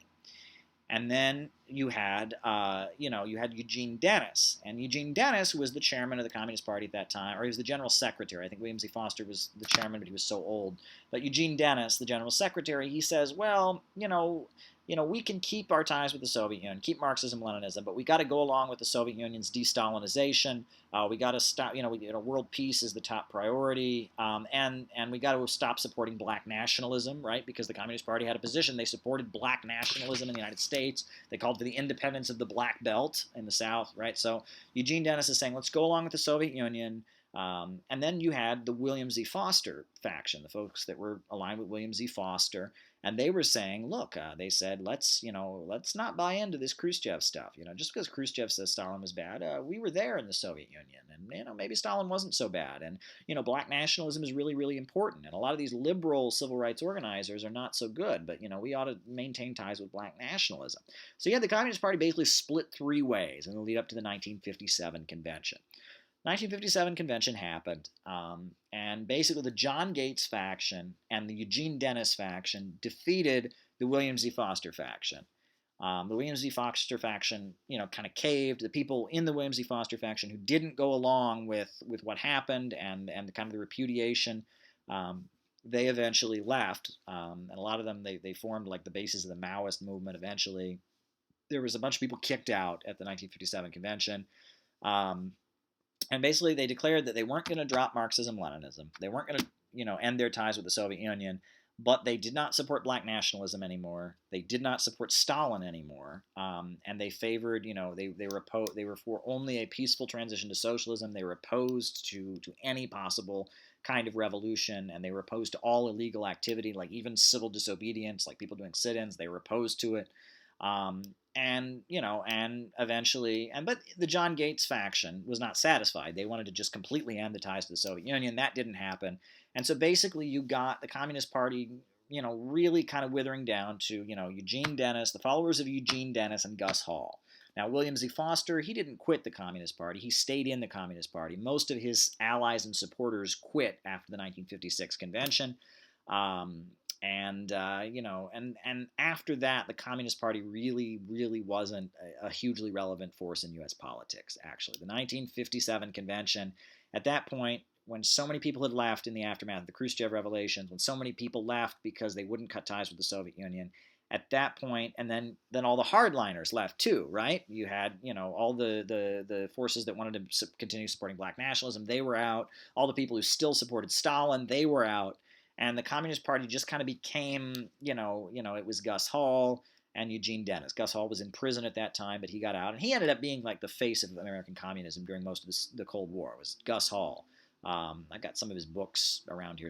Over here, Working Class USA. And, Gus Hall was kind of the face of American communism during the Cold War. And there was a group of people that were loyal to Gus Hall. Eugene Dennis eventually died, but they were loyal to Gus Hall, and they were pro-Soviet, and they liked Khrushchev, they liked Brezhnev, and that was the folks that led the Communist Party up, for the rest of the Cold War. And interestingly, what's interesting about it is that if you look into it, there was kind of an upsurge of Communist Party membership in like the early 70s. When Angela Davis was a household name, when the Soviet Union was kind of starting to play up its support for third world national liberation struggles. So the Communist Party did start to increase, during the 70s, early 80s, you saw kind of an uptick in membership, but they never really recovered from 1956. Then the 1956 events where Khrushchev came forward and said, hey, it's all true about Stalin, and we're going to de-Stalinize that threw a monkey wrench into American communism. They didn't know what they were about at that point. They were totally confused. And there's a couple ways to look at it. Number one, a lot of the stuff in Khrushchev's speech is inaccurate. I'm not going to get into the specifics of it, but like, for example, one thing in Khrushchev's speech is Khrushchev says that when Stalin found out that the Soviet Union had been invaded by Nazi Germany, he was just so shocked and terrified. He started crying and he hid under his desk. And he just, oh, God. Okay, Stalin was a bank robber. He was a bank robber. Stalin was a guy before the Russian Revolution who used to walk into banks with guns and rob people at gunpoint, right? Stalin, he was the man of steel. So you really think Stalin is going to hear, thousands of miles away, the Nazis are invading, and he's going to go, oh, God, and he's just going to break down. That's ridiculous. And really, that was Khrushchev sending a message to the United States and saying, hey, Stalin wasn't a good ally against the Nazis. He wasn't good. I'm better. Right? And the Khrushchev, the secret speech was very much Khrushchev sending a message to the United States, don't worry, we're not radically anti-imperialist anymore. That was basically like there's a new leadership here, we're not trying to challenge you. And it was Khrushchev groveling before the United States, right? And there's a lot written about the secret speech, but basically the secret speech was, it was Khrushchev groveling before the USA, and he put forward the three it was Khrushchev saying, don't worry, we're not revolutionary anymore. We're not like Stalin. We're not trying to spread communism around the world. We're just, and it was a concession. It was an expression of kind of like, concession to the United States. That was the Khrushchev secret speech in many ways. And so you had people that said, that look at that and they say, well, that when that became the line, that getting that kind of direction from the Soviet Union threw them off. However, and I think, and that's what a lot of like Maoists will say, like anti-revisionists, they'll say, well, look, the Soviet leaders, they were, they betrayed the revolution. A lot of truth in that, right? And then in a lot of ways, we know that a lot of what Khrushchev said was a concession, right? And it was not based in fact. And that it was sending a message to the West that imperialism was, we're not a threat to imperialism anymore. However, it's also important to note that in the Communist Party of the United States, there was kind of an element of over-glorifying the Soviet Union.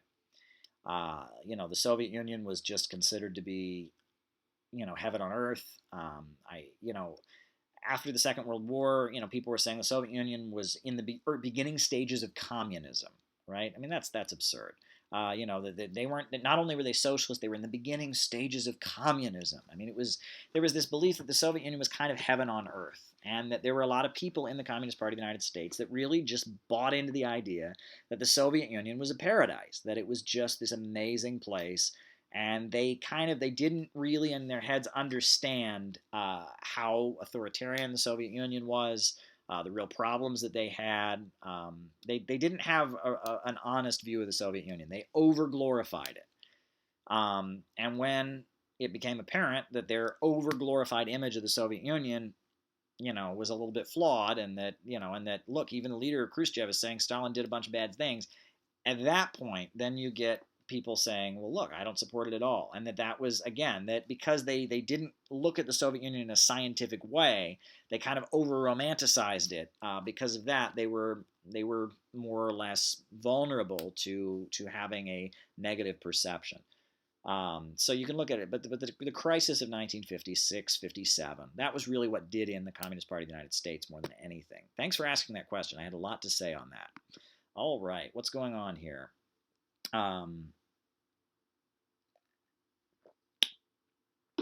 Thank you, Khrushchev, for talking JFK down at that intense moment. Oh, absolutely. Ahmed Zatar, thank you. He says, love you, Caleb. Well, glad that you love what I do. I'm on here, I'm talking. Who was the first neocon? Well, I mean, I guess you could argue that William F. Buckley might have been the first neocon. I don't know. I mean, neocon is hard to define. I've talked about that before. Neoconservatism is kind of a way that conservative politics defined itself during the Cold War. It was an effective winning political model. You could really argue William F. Buckley, that he kind of invented, that was the beginnings of neoconservatism when he disallowed the John Birch Society at the CPAC political conventions of the conservatives. That was kind of a defining moment, and that William F. Buckley, who was very much, he was against the left, but he wasn't, he wasn't into like the kind of radical conservatism that had kind of, defined the early years of the Cold War for the Republican Party. He was kind of transitioning the Republican Party to be more the party of Nixon and Reagan. You could say that, William F. Buckley was very much a key figure in establishing neoconservatism. Though, in a way, William F. Buckley, in the way he presented himself as kind of an intellectual conservative, the way he spoke like this, I'm Mr. William F. Buckley, and I'm going to interview you. Why? Because I'm Mr. William F. Buckley. Yes, on firing line with Mr. William F. Buckley.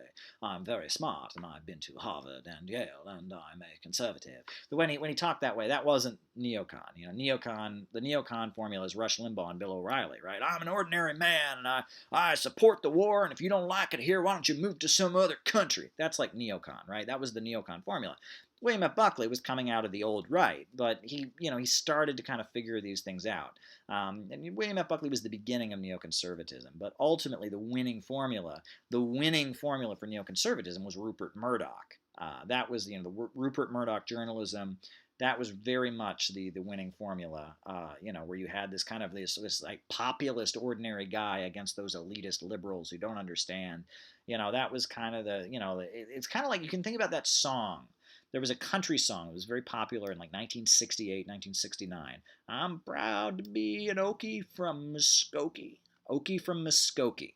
And it was all about how ordinary people don't go to protests, and ordinary people are conservative, and it's about some little town in Oklahoma, Muskogee, Oklahoma, where they don't burn draft guards, and they still love America and wave the flag, and that formula, which really in a lot of ways the Republicans and the neoconservatives actually lifted it from George Wallace. George Wallace was running that line before they were, and they kind of saw how successful George Wallace, the racist Southern Democrat, was with that message. And it was really, the Republicans kind of appropriated it from George Wallace. But that kind of became the neoconservative formula, which is really dying out. I mean, Trump is very much the end of that. Trump is not a neocon at all. He's got neocons around him. John Bolton's certainly a neocon. Mike Pence, I'd say, is a neocon. But the Trump political formula, the way Trump presents himself, he's against the establishment. He's against the deep state. The Trump formula is very, very much, it's a form of populism that's very anti-establishment. It's not don't fix it if it ain't broke. That's the mantra of neoconservatives. Don't fix it if it ain't broke. If you don't like it here, move to some other country. And that's just not going to work anymore, because especially in red states more than anywhere else, the economy is just not doing well. Wages are dropping. There's a decline in the standard of living. What they call conspiracy theories, what the government labels conspiracy theories, are more popular than ever. And just the neocon formula of I love America, and if you don't like it here, move to some other country. That just doesn't fly anymore. It just doesn't work. It's just not going to work if you want political power in the United States. Very interesting. John McCain was a neocon. Absolutely. Jesse Helms, sure, neocon. Kinky says, Okie from Muskogee, I was told, was totally sarcastic. Well, it might have been. I've heard that the guy who did that song, Noel Haggard, or Haggard, I believe was his name, I've heard that he actually was somewhat sarcastic, and that he was later a liberal in his life. So, I don't know enough about the song, but the kind of the politics it was expressing, and it was popular among conservatives. It may have been sarcastic, but conservatives loved it. That was kind of the neocon political formula, and it just doesn't work anymore. I mean, it's just not really working. Merrill Haggard, right? Anyhow, what else is going on here? What are people talking about? Huxley's Doors of Perception. There you go. I mean, that's drug politics. That's not my cup of tea. 1951, the same day The Day the Earth Stood Still came out. Well, it's very interesting. When the movie The Day the Earth Stood Still came out, a lot of communists and leftists were relieved, because the message of the movie was the danger of nuclear war and the need for world peace. And a lot of communists and leftists went to that movie, and it was just a sci-fi movie, and they were very excited. And that during the Cold War, science fiction actually kind of played the role of Cold War liberalism. If you watch a lot of movies like shows like The Twilight Zone, for example, they tend to really kind of push this line that totalitarianism is bad. And it was this kind of this liberal belief that in order to defeat the communists, we have to emphasize what makes us different. We have to emphasize our freedom. We have to be Dudley Do-Right. We have to be good and nice to defeat the communists. And that if we become authoritarian, if we have McCarthyism, if we don't feed people, then we're going to help the communists. And that the way to defeat the communists is to be good. It's kind of like a Hillary Clinton. America is great because America is good. That was kind of the approach of the Cold War liberals and the Kennedy crowd and the CIA too. I mean, that was the CIA worldview: is that make everybody like the United States.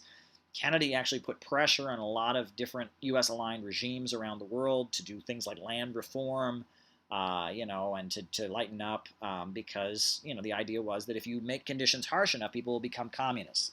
Like Syngman Rhee, the South Korea, right? North Korea, you had the Korean Workers' Party in power.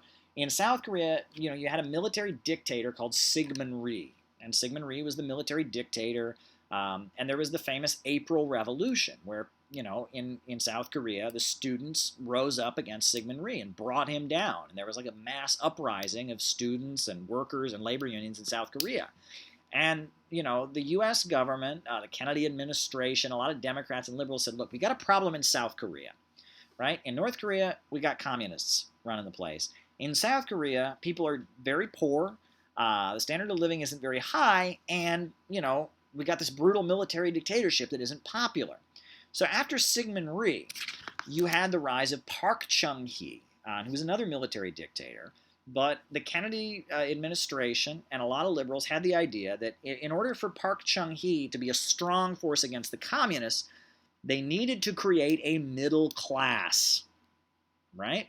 That South Korea, in order to be a society that wasn't having uprisings and revolts all the time, and in order for the military dictatorship of Park Chung-hee to be strong, they needed to create a middle class in South Korea. And so they did it. And they got Japan, right, who had all colonized and occupied Korea, committed horrendous crimes against the Korean people. They got Japan to pay and finance the creation of POSCO, the Korean, basically government-controlled but technically private steel industry.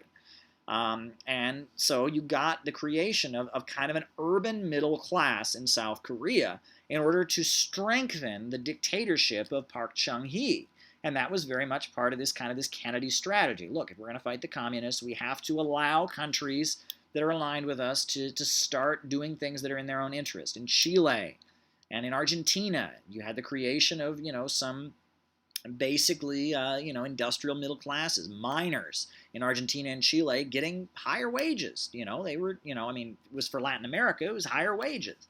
You had the creation of this middle class in South Korea. You had land reform in Iran. The Shah of Iran was basically pressured by the Kennedy administration to carry out his white revolution and start, giving women more rights, start redistributing the land. And that the Kennedy administration, their strategy was, look, if we're going to defeat communism, we've got to, make countries that are aligned with us more economically prosperous, and we got to be more liberal, and we got to be more nice, and we got to let people think that we're Mr. Nice Guy. And instead of having big wars where we go and invade and blow things up and kill millions of people like the Korean War and the Vietnam War, instead of that, we'll do more CIA actions. We'll give guns to people that are aligned with us, give them money, and let them do it, and we had nothing to do with it. Make the USA look like Mr. Nice Guy. Kennedy created the Peace Corps. Folks will remember the famous Peace Corps. And Kennedy very famously gave that speech. He said that those who make peaceful revolution impossible make violent revolution inevitable, which meant that the way to defeat the communists was to be Mr. Nice Guy. And that's, sci-fi movies and science fiction, The Day the Earth Stood Still, The Twilight Zone, a lot of that stuff, especially in the late 50s, coming out like after the death of Stalin and all of that, after McCarthyism had kind of climaxed. You had this feeling in U.S. society that, if we're going to defeat the Reds, we can't be like them. We gotta emphasize our good side. And the civil rights movement, not among African Americans. African Americans have always been struggling for their rights, but the civil rights movement support by the northern wing of the Democratic Party and the Kennedy family in particular had a lot to do with that. There was a feeling that, look, Jim Crow segregation makes the USA look bad, makes the USA look like a hypocrite, and that there was, the Soviet Union and the Communist Party had often talked about civil rights. So there was an effort to, let's, start getting rid of Jim Crow because it hurts the image of the United States around the world, in Africa most especially, but in other countries it makes us look like hypocrites. And so you had this kind of wave of liberalism sweeping the United States in the aftermath of McCarthyism. And that's very interesting. And I think part of the reason this wave of liberalism happened was because the Communist Party had been so weakened. Sections of the government, if the Communist Party had still been a strong force, they wouldn't have so much allowed that to happen. Because the Communist Party was so weak, there was a feeling, okay, let's do some liberal stuff. Let's let some protests go on. For example, and this is where, people don't like to talk about this, but I was talking about the 1963 March on Washington in the United States, where Martin Luther King gave his I Have a Dream speech. That march was led by the United Auto Workers, the UAW, a Democratic Party union. And the UAW also started an organization called Students for a Democratic Society, SDS. And they funded it. It was originally called Students for Industrial Democracy. They paid for it. They gave it millions of dollars. And that's why Students for a Democratic Society was on every college campus and everywhere. And it was a group of people. They were opposed to escalating the Vietnam War. They were opposed to the Vietnam War. And they supported the Civil Rights Movement. And they were young people, and they were funded by the United Auto Workers. The UAW, a Democratic Party union. At that point, the UAW was working with the CIA around the world, organizing, they had the Free Trade Union, Solidarity House, anti-communist unions around the world. The UAW actually got a little bit of money and some subsidization from the CIA. They had a whole bunch of money from their dues-paying members, and the UAW was kind of collaborating with the CIA, and it was, it collaborated with Martin Luther King to do the historic March on Washington, because there was this feeling that Jim Crow segregation was hurting the image of the United States, and you had a lot of these. They called them State Department socialists, Norman Thomas, Max Shachtman, Jay Lovestone. And they were, very, very much in with the Kennedy administration. Michael Harrington, who wrote The Other America and worked for Lyndon Johnson. And a lot of these kind of liberals who believed in socialism, but they were in with the liberals and the Democrats. And they were kind of invited in to be involved in things. And that, that Students for a Democratic Society, very much, it was well-funded. It had a lot of money coming into it early on. Then, as the 60s escalated, they cut their ties with the UAW. They started allowing communists to join. Eventually, United Auto Workers, or eventually Students for a Democratic Society became this very, very radical group. It was almost entirely, it was the Progressive Labor Party and the Revolutionary Youth Movement, and the Weathermen. But it started out as very much a Democratic Party-aligned, section of the kind of the State Department socialist liberal wing of American politics. That's very interesting. That shows how rapidly things will change. There was also the creation of something called the Institute for Policy Studies, IPS, and that was basically something that hired kind of leftist academics and professors. And they were professors that were against the Vietnam War could get funding to print their books. Professors that were supporting the civil rights movement could, give lectures. They could convene academic conferences, and it was a section of the political establishment that was kind of facilitating leftism that was not a threat to the status quo, and it was anti-Soviet. Institute for Policy Studies was anti-Soviet. United Auto Workers was anti-Soviet. It had ties to the CIA. It was organizing anti-communist labor unions around the world. You had the Congress for Cultural Freedom, and all of a sudden, Partisan Review magazine was on every college campus. This was a Trotskyist communist magazine that was printing George Orwell and Susan Sontag and Noam Chomsky, anti-communist through and through. And that there was kind of the facilitation of a left in the United States that was anti-Soviet, and the new left came into existence. These were people that had no ties to the Soviet Union and were not in favor of Marxism. A lot of them were really against Marxism and said that they needed a new left, and they needed to break with the dogma of Marxism. You have critical theory, a lot of these different things coming in, and it basically emerged from a feeling within specifically the intel community. There was a feeling that that Marxism, that Soviet communism was popular, but that a synthetic left could emerge, a leftist movement that wasn't tied to the Soviet Union, that would be a way that the CIA and the intel agencies could push their foreign policy agenda. They didn't want the Vietnam War because the Vietnam War made the United States look bad. Millions of people dying, U.S. troops occupying South Vietnam. That didn't help the USA. They wanted, let's subtly in the background fund our own forces, and they, that strategy, the kind of Mr. Nice Guy strategy to deal with communists, that eventually in terms of the Cold War, it was far more effective. I mean, Brzezinski and the color revolutions, and if you look at the late 80s, and as all the, the Marxist-Leninist governments of Eastern Europe are coming down, they're not being brought down by military threat. They're being brought down by, these, pseudo-left color revolutions. I mean, it was a very effective strategy. It was just a lot more expensive.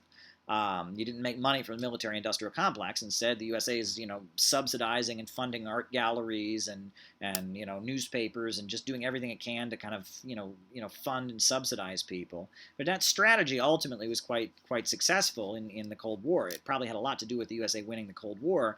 But you had the emergence that, the new left was very much kind of an outgrowth of efforts to foment a leftism that was safe, that wasn't tied to the Soviet Union, that was not really a threat to the system, but they lost control of it. And there's no question, by 1967, 68, it became pretty clear that, Students for a Democratic Society, right? It started out as this group that was, part of the political establishment. They pretty quickly lost control of it. And so, the civil rights movement, and eventually, after the civil rights movement, you have the emergence of the Black liberation struggle and the Black Panther Party and Black nationalism getting much, much strong, and all of that. Again, they lost control of it. The message is not that these things are all government conspiracies. That's not the message. The understanding is that there are fights within the ruling class. The ruling class doesn't march in lockstep. They don't have one agenda. There's not guys in a room sitting somewhere, smoking their cigars. Yes, and we're going to do this. That's what we'll do. That'll fool. It's not like that at all. There's different factions that want what they want. They subsidize different forces. They promote different things. You can be sure that there are people, there are sections of the American ruling class that love Donald Trump, that are working very, very hard to support people among the U.S. society that are friendly to Donald Trump. And you can be sure that there are people in the U.S. society that don't like Donald Trump, that are funding and promoting protesters against Donald Trump, and that there are sections of the ruling class that have different material interests. You saw, folks, that Walmart is now part of the Stop Trump movement, and the head of Walmart, the CEO, giving the fist, right? Well, that's because Walmart thinks that we'd be better off without Donald Trump. However, Sheldon Adelson thinks we'd be better off with Donald Trump. He likes Donald Trump. He thinks he's great. There are different billionaires with different politics and different agendas, and it's generally about how to make profits. They have different agendas. Jeff Bezos, right? That's interesting. Now, Jeff Bezos is being, Trump doesn't like him. The Trump people don't like him, and Bernie Sanders doesn't like him either. The only people that like Jeff Bezos are the political establishment. Washington Post is owned by him at this point. He's the Amazon.com guy. He's the sweatshop boss. the Democratic Socialist wing, the Ocasio-Cortez wing, the Bernie Sanders wing of the Democratic Party doesn't like him at all. Bernie Sanders is really, going after him in his tweets and exposing his crimes. Meanwhile, Trump is very opposed to him and has been saying he wants to change the way he deals with the post office and all of that.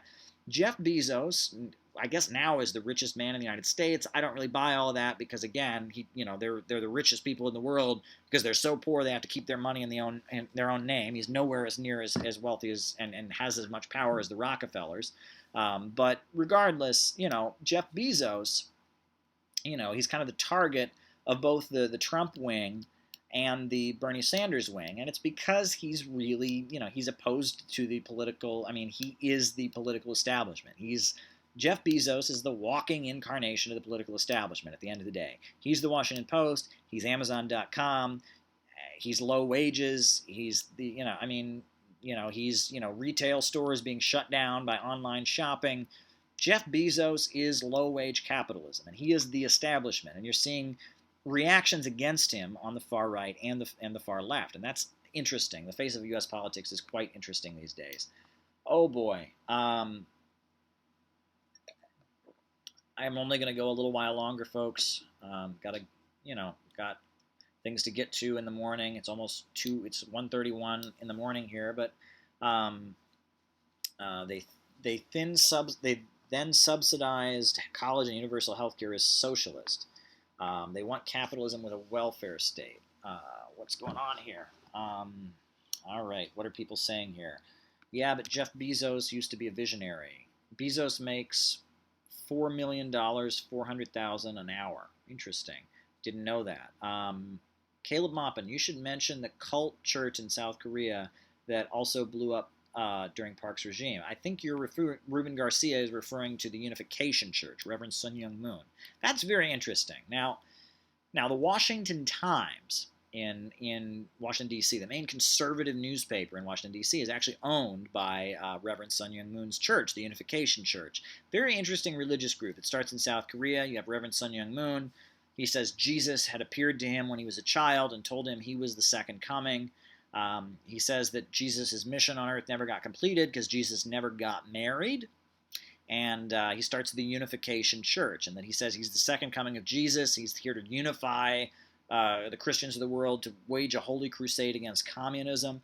And that becomes this big religious phenomenon in South Korea. And then Richard Nixon brings it to the United States. The Moonies, people call them, because they were followers of Reverend Sun Myung Moon. And what's interesting is they no longer really, they don't really have the following. Reverend Sun Myung Moon dissolved the church after the fall of the Soviet Union, and they're called like the Family Federation for Peace or something like that. But they still own like the New Yorker Hotel in New York City. They still own the Washington Times, and it's still a very big entity. It's kind of interesting. And I know, for example, I know that they're heavily involved in anti-Assad kind of stuff now. They're very active in trying to bring down the Syrian government at this point. And it's very, very interesting. The Moonies, you can read about that. And that's really an example of what you could call a counter gang, right? And that's an interesting term. People talk about counter gang. It sounds like a conspiracy term. But basically, it goes back to Kenya. You folks remember the Mau Mau revolt. There's a big anti-colonial uprising in Kenya.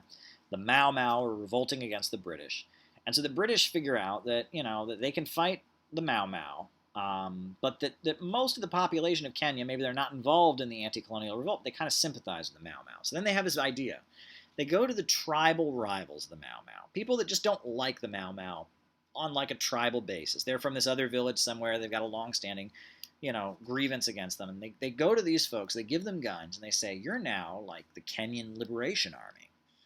And your job is to go kill the Mau Mau because they're not real revolutionaries. They're phonies, right?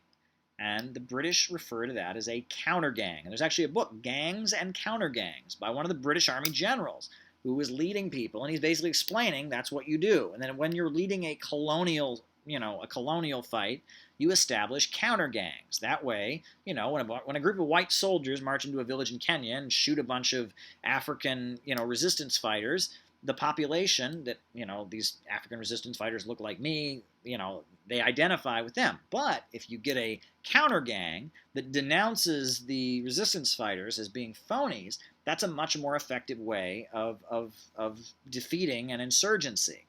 And so you had the counter gang, and that strategy emerged, and that that very much the Moonies, you could call them a counter gang, right? The Moonies, they, the way that they recruited, they had one of their fronts was called like the Society for Peace. They called themselves a peace movement. They had rallies for peace. They were for peace, but peace meant a global war against communism, to the point that Reverend Sun Myung Moon was actually the leader of the World Anti-Communist League for a long time. They were tied in with the Republican Party, very conservative group, but they were trying to create heaven on earth. They were going to unify all the Christians of the world to build a great crusade against communism. And it was like the capitalists of the world were seeing communism growing and expanding, and they were trying to build, and you'll see many examples of this. And like fascism, I guess you could argue in many ways, is this, but it's capitalists trying to build their own kind of revolutionary movement, their kind of mass fervor uprising among the people for their own ends.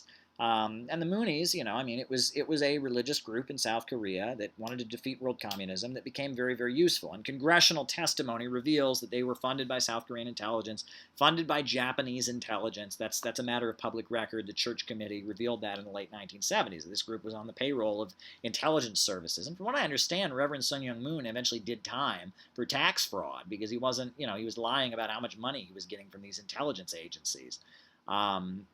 But they were trying to build a religious movement, a fanatical movement, and it's funny because I actually read Reverend Sun Myung Moon's his big manifesto, his big book, The Divine Principle. I skimmed through it. I came across it in a library one time, and what I thought was interesting was Reverend Sun Myung Moon. He actually says that he believes in socialism, and that's what gets even weirder, right? Communism is the main evil. He's going to wage a war against communism. He's going to unify all the Christians of the world against communism. Blah blah blah. But at the end, when the dust clears after his global crusade against communism, he's going to create the socialist economy. So it's bizarre. So I mean, it's bizarre. It's very, very bizarre. But the Moonies, everybody knew all about the Moonies in the USA. Like one thing in the 80s, for example, what the Moonies did is they went around, and whenever people would put up posters promoting anti-war or peace rallies, the Moonies, they'd dispatch all their followers all over the cities to go and tear the posters down.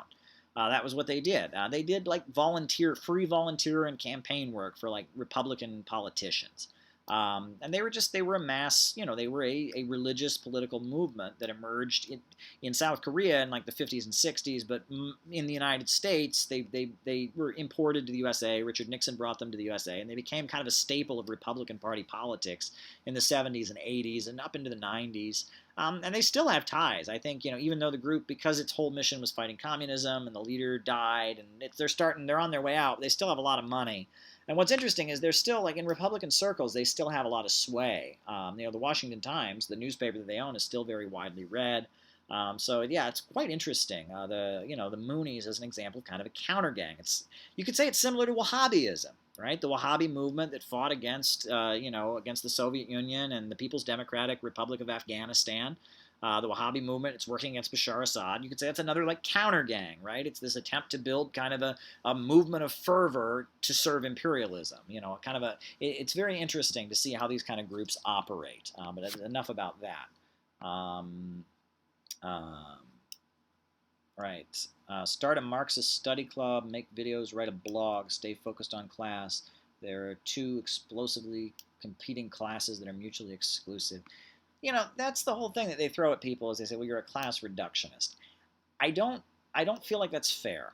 I feel like Marxism, in essence, is writing about how all the relations of society are impacted by the economy, right? The base and superstructure, right? The idea is that, that the family structure very much serves, the economic structure, and that, that as the economy changes, the family structure changes. As the economy changes, race relations change.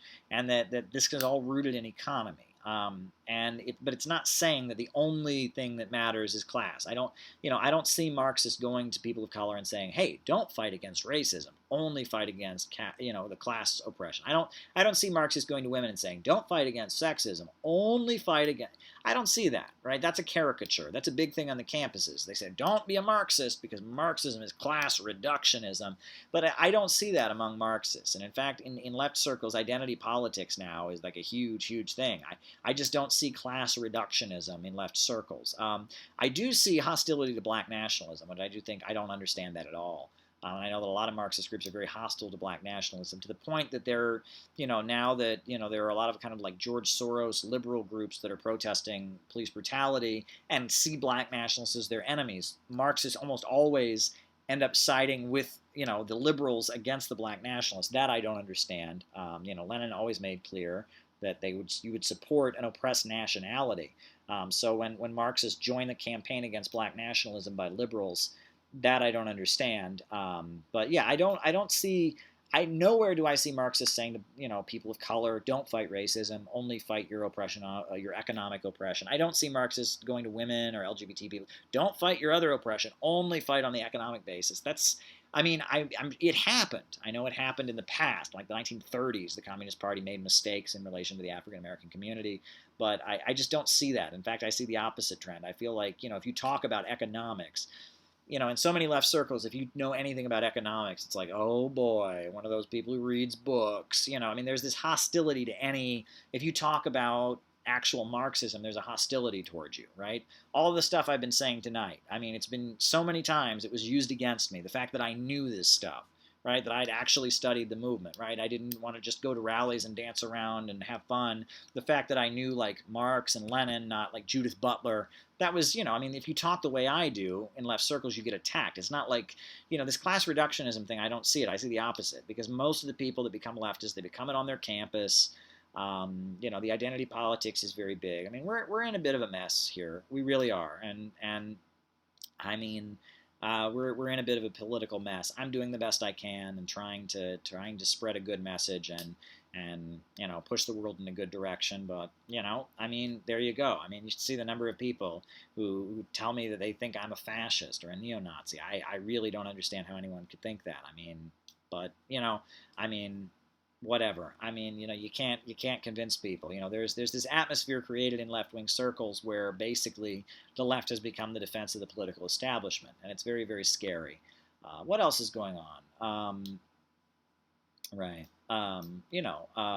On Man Damp says the problem is ID pollers never fight for class. They say don't fight class, only fight gender, race, sexuality, and transgender.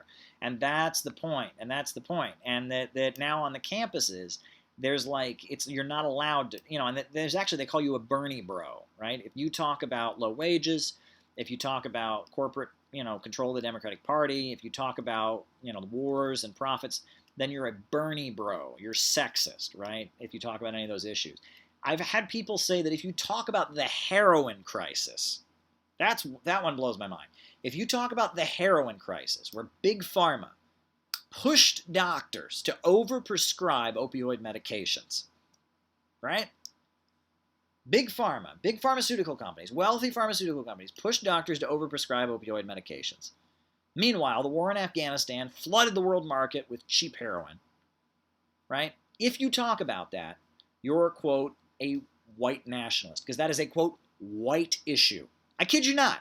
I have had people say that leftists should not talk about how big corporations and U.S. military interventionism has led to the opioid crisis. If you talk about that, you're a Nazi. Not you're insensitive, not, and it's fair. It's totally fair. Everyone should talk about how the fact that the crack epidemic, the way society responded to that when it was African Americans that were being affected, and it was, lock them up, harsh on crime, and how there's much more compassion now that white people are victims, that's unfair and that shows racism. I agree with that, totally, right? The war on drugs and the lock them up stuff in the 80s was racist, and now that we're seeing a widespread epidemic of opioids killing people in the white community, the attitude is much different, and that shows racism, right? I agree with that. But to say that you shouldn't talk about the opioid epidemic is nuts. But that's what's going on in left-wing circles now. If you talk about the opioid epidemic, if you talk about how big pharma and U.S. military interventionism has created an epidemic that is killing millions of working-class people in the United States, if you talk about that, you're a fascist. That's nuts. That's nuts, but that's the atmosphere in left-wing circles today. Basically, I hate to say it, but there is a gut-level hatred. And I'm not, and this isn't coming from people of color. It's not coming from people of color. In fact, people of color tend to agree with me more about this. I'm talking about, there's a specific strata of upper middle class white people that have a gut hatred for white workers. right? They think all white workers are in the Ku Klux Klan. They think everyone in Alabama or everyone in Ohio or everyone in Pennsylvania is a Ku Klux Klan member, and they hate the white working class. They just do, right? They're all Klansmen. They're all awful people. They're all gun-toting Republicans. They don't care if they're dying of heroin. They don't care if their wages are going down. Screw them. That's the attitude that a lot of people that are in the left-wing circles have. I'm just being real here, okay? I've seen it. I've heard it. That's how they feel, right?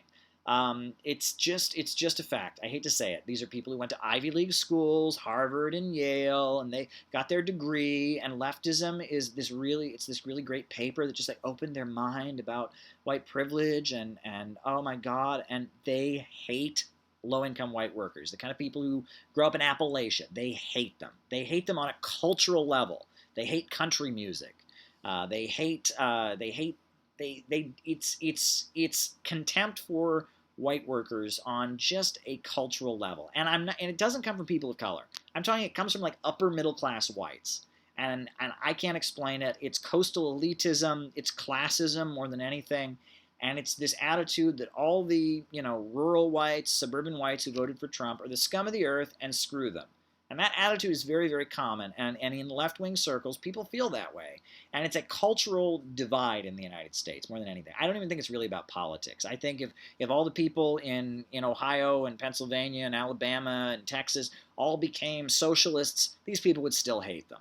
It's not about politics. It's just kind of they feel that people with Southern... I mean, look, when I first moved to New York City, I remember people told me, I love your accent, Caleb. It's so authentic.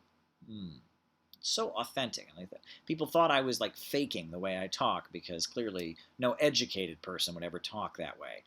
There's this feeling.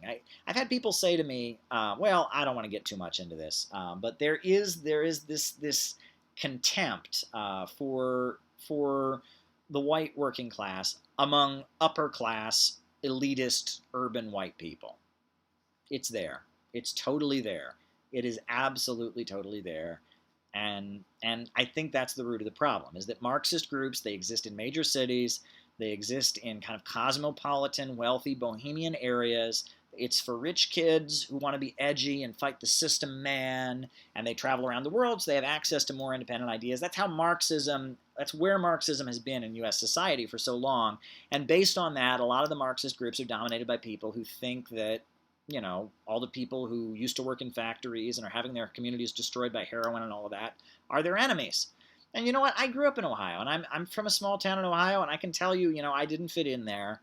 I didn't like a lot of what I saw. I'm not going to defend that. You know what I mean? I mean, the evangelical movement, there's a lot about Midwestern, Southern, white working class culture that is really not worth defending.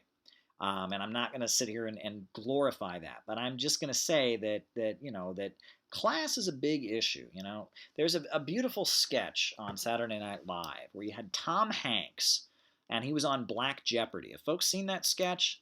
And Tom Hanks plays like a Trump-supporting white worker, and he's on Black Jeopardy, and he's buzzing in, and he agrees with all the people on Black Jeopardy. You can watch it, and it was hinting at the fact that among the white working class, a lot of the kind of anti-establishment sentiments that have been widespread among the African-American community for a long time are popular, right? I mean, there's a lot of low-income white people who talk about the Illuminati. There's a lot of low-income white people who, this kind of anti-establishment sentiments, this belief that the government is kind of a conspiracy, that the elections are rigged, that kind of real conspiracies by racists against the black community. And that kind of feeling is very widespread among low-income white people in the United States right now. If you go into the military in the United States, people are reading books about the Illuminati. There's a book called Behold a Pale Horse, very popular. It was a conspiracy book, very popular in the black community. Well, in the military now, people are passing that book around. In the prisons of the United States, right, people tend to read Behold a Pale Horse and books about the Illuminati. And that kind of, the belief that the Freemasons or the Vatican or some kind of conspiracy controls the United States, that stuff is very, very widespread among working class people in the United States, people of color and white people, working class people. And that the kind of people now that go to stop Trump rallies are the kind of people that think that stuff is completely crazy, and that that these people are just paranoid, delusional, crazy people. Conspiracies never happen. The government just wants to keep us safe and protect us from the terrorists and the mass shooters, and that it's very much the liberalism is a defense of the political establishment, whereas low-income white people, low-income people of color believe that the establishment is controlled by somebody else. The feeling that the government works for somebody else, the feeling that the government is lying, the feeling the wars are being waged for someone else's benefit. These feelings, you could just call them populism, right? Because what's the answer, right? Most low-income white people especially will tell you the answer is, well, we need real capitalism, right? The libertarian stuff. That's the answer that most low-income white workers have. And that I'm not talking about the answer, just these kind of basic populist sentiments. The government works for somebody other than me. The system is corrupt. The system is rigged. Right? Those kind of feelings are widespread among the population. Very, very widespread among the population. No matter where you go in the United States, people are talking that way. The Alex Jones kind of worldview, not Alex Jones analysis, but just that kind of worldview that there's them, the world's controlled by them. That kind of feeling is very, very widespread in the United States, right? And like Marxism was the original populism. Right? I mean, Marxism is simpler than most populist, and most conspiracy. I mean, you don't need a conspiracy theory to believe in Marxism. In Marxism, you just believe, hey, the rich people rule because they're trying to make money for themselves, and and we're the working class, and we're being screwed over by these people that want to make a lot of money. Right? No one even has to be in the same room. They always make it sound like Marxists believe, it's some vast plot. No, I mean, they don't even have to be in the same room together. They just want to make profits, and they're functioning to make profits. Right? Conspiracy theories generally, it's the thing high up on the thing, and the Illuminati and the Masons and the Vatican and the this and the that, and it writes a whole elaborate story to basically kind of speak to the same sentiment, which is the government works for somebody other than us. The economy is working for the benefit of someone other than us. U.S. foreign policy isn't really just about, sugar and spice and everything nice and trying to help people around the world get their freedom. U.S. foreign policy actually has some really sinister underlying goals to it. Those are just basic populist sentiments. Everywhere in the United States, people feel that way. That stuff is very, very widespread. But in a lot of cases, you see the far left basically positioning itself to be saying, no, that's a crazy conspiracy theory. You need to go study, take gender studies at a university and learn why that's just wrong thinking. And I'm serious. The left positions itself in opposition to just kind of basic populist sentiments. And that's a problem. There's nothing wrong. Marxism was the original populism. Before there was right-wing populism, there was left-wing populism. There was Eugene Debs. There was the William Jennings Bryan. There were mass populist movements in the USA long before there were right-wing populist movements. The idea, you can even go back to like the 1800s. There were like ministers who used to talk about the producers of the society, right? And there were the farmers who produced and the workers who produced, but then there are those who just consume, the capitalists. These populist sentiments, populism is widespread, and populism on the surface of it is very left. What could be more populist than saying, look, there's a small group of people that own the banks, factories, and industries, and they're screwing over the rest of us. So society, we should rise up and take control of the means of production and make them work for the benefit of society. That's populism. You got to be a populist if you think that, right? If the masses of people are the enemy, if they're ignorant bubbas, then you can't think that. Movement of the people, populism. Marxism is populist. It's very, very populist. The problem is that in the aftermath of the Cold War, anti-populist thought patterns and anti-populist analysis has kind of taken control in Marxist circles for a number of reasons, mainly because there was a booming economy, also because there was an effort to promote, cultural leftism, the Congress for Cultural Freedom, etc. There's a lot of different reasons for it, but overall, that seems to be the problem, is that there's anti-populism on the left, and so the right wing is hijacking populist feelings. Oh boy. Jason says, lol, you're white. Well, there you go. I am definitely white. I don't deny it. What else is going on? The problem is the population still believes there's a government.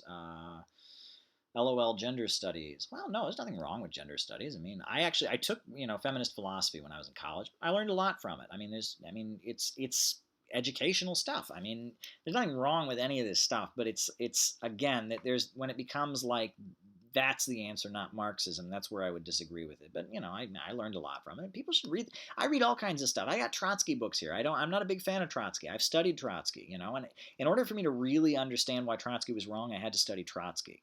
I will say a lot of the anti-Trotsky books you get from like the communist movement are kind of like they're like the best friends Trotsky ever had because they're so ridiculous. They're like caricature-ish. I think people should understand ideas. I really think people should try to understand ideas more than anything. I thank God we're not in like some kind of life and death struggle right now. Thank God there's not a civil war going on. Thank God people aren't dying.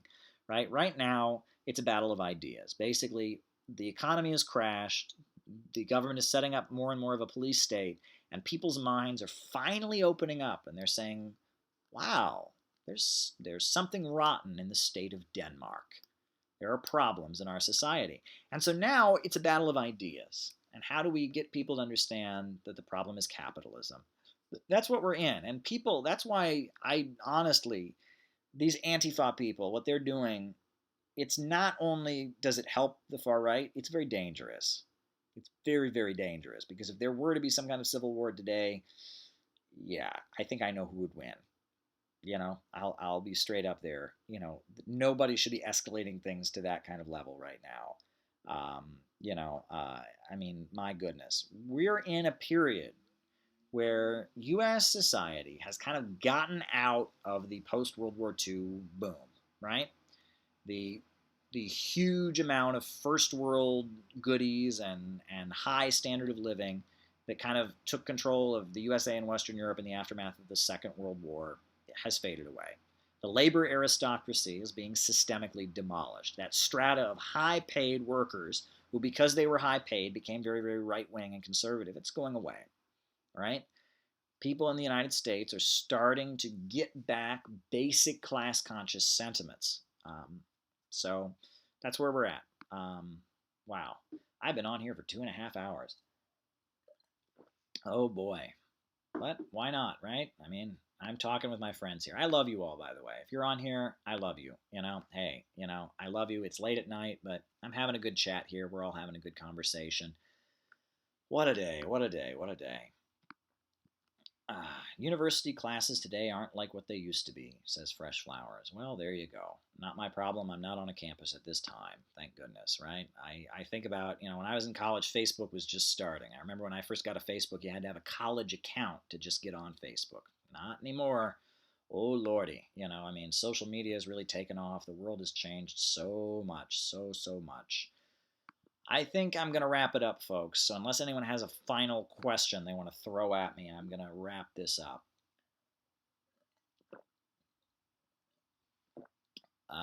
Libertis Eterna says, I don't see no class consciousness. No, I see the beginnings of it.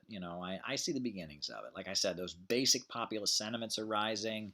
The Bernie-crat stuff, people are coming to an understanding that the rich, that there's a class of people that rules the United States and rules the world, and that they are not in it. And those sentiments are getting more widespread in the United States. I really do think they are.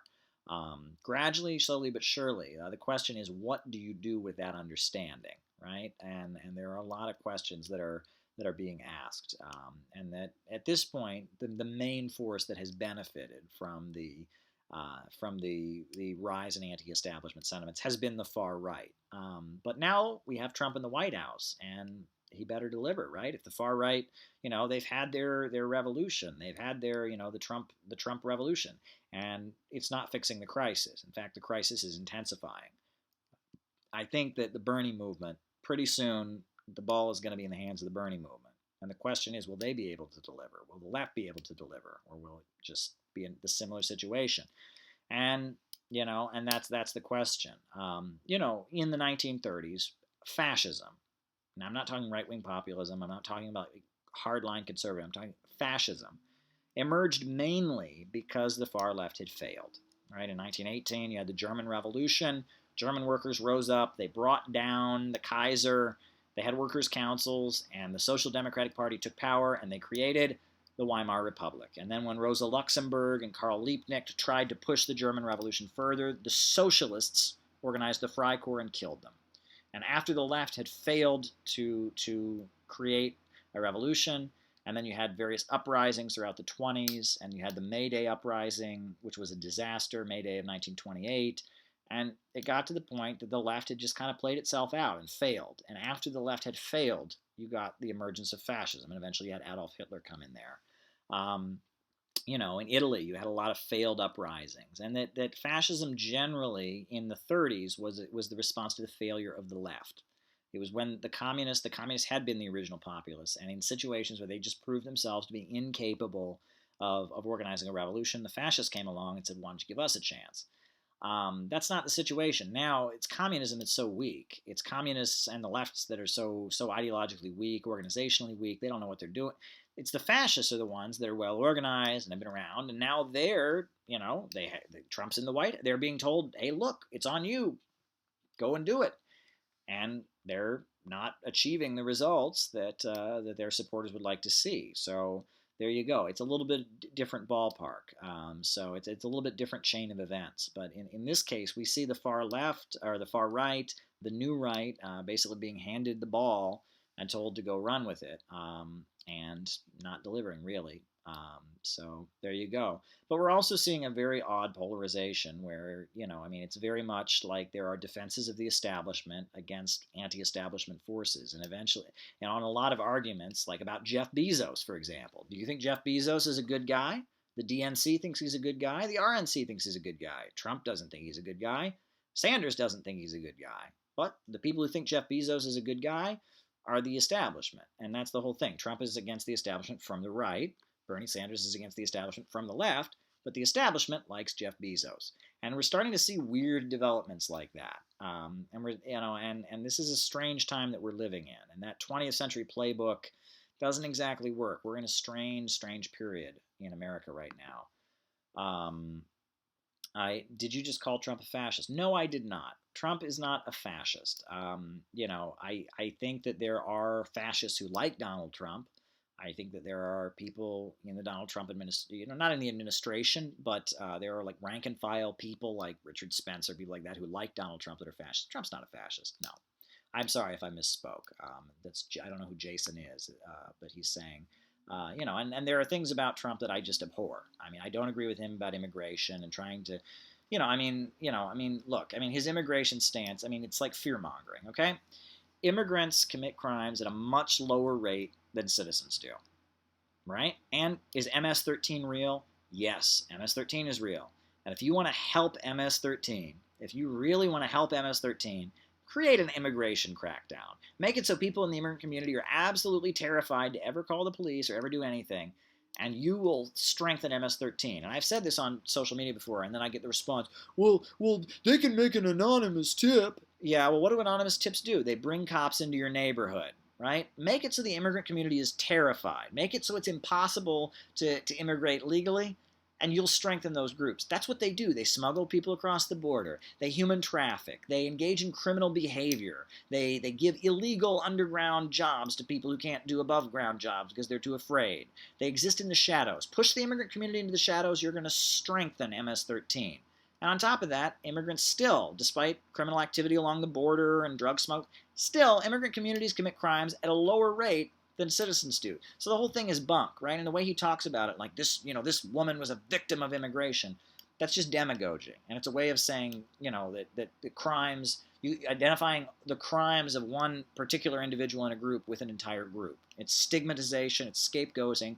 I don't approve of it. Another thing I don't like about Donald Trump. Let's go. Another thing I don't like about Donald Trump, his entire response to the situation around police brutality. Our rights are being taken away as citizens. It's happening. Law enforcement, has been given kind of a green light by the courts. Kill people, right? And mainly people of color, but white people now too. Law enforcement is out of control. Police are everywhere. Police are in the schools. Police are, it's people's freedoms are being taken away. We're at a time where law enforcement has basically been given, a license to kill, a license to violate people's rights, to search them at any time, and Trump says, "Oh, there's no respect for law enforcement," and that's unacceptable. When he gave his speech on MS-13, he says to the police, "Don't be afraid to bang their heads against the cars when you lock them up." I mean, come on, right? I mean, that's not a healthy attitude, and you just can't. I can't approve of that. Another thing I don't like about Trump. I mean, blind support for Israel, warmongering against Iran, don't approve of it. Attacking Syria, don't approve of it. I am not a Trump supporter. That said, we're not living in Nazi Germany. If this was Nazi Germany, I wouldn't be on here saying all these things, right? If Trump was actually a fascist, mainstream TV wouldn't have people getting on there and calling him a fascist every day. Trump is right-wing. He's a right-wing populist. He's a break with the neoconservative politics. But, there are some things I like about Trump. I'll be honest. There are some things that he's done that I agree with. TPP. Not signing TPP, good move. What else do I like about Donald Trump? He didn't sign the TPP. He's in the process of renegotiating NAFTA. He's very friendly with the AMLO government, the newly elected socialist president in Mexico. Very friendly to him. Says he's actually better than the previous administration. That I like, right? Trump wants to have better relations between the USA and Russia. Thank goodness. That's called common sense. I'm for that. What else? I mean, there are some things about Trump that are likable. I'm never going to vote for Donald Trump. I'm never going to be a Trump supporter, because if I did, then I'd be supporting all those things I just listed that I don't like about him. But in a lot of ways, Trump is trying to be a Bonapartist.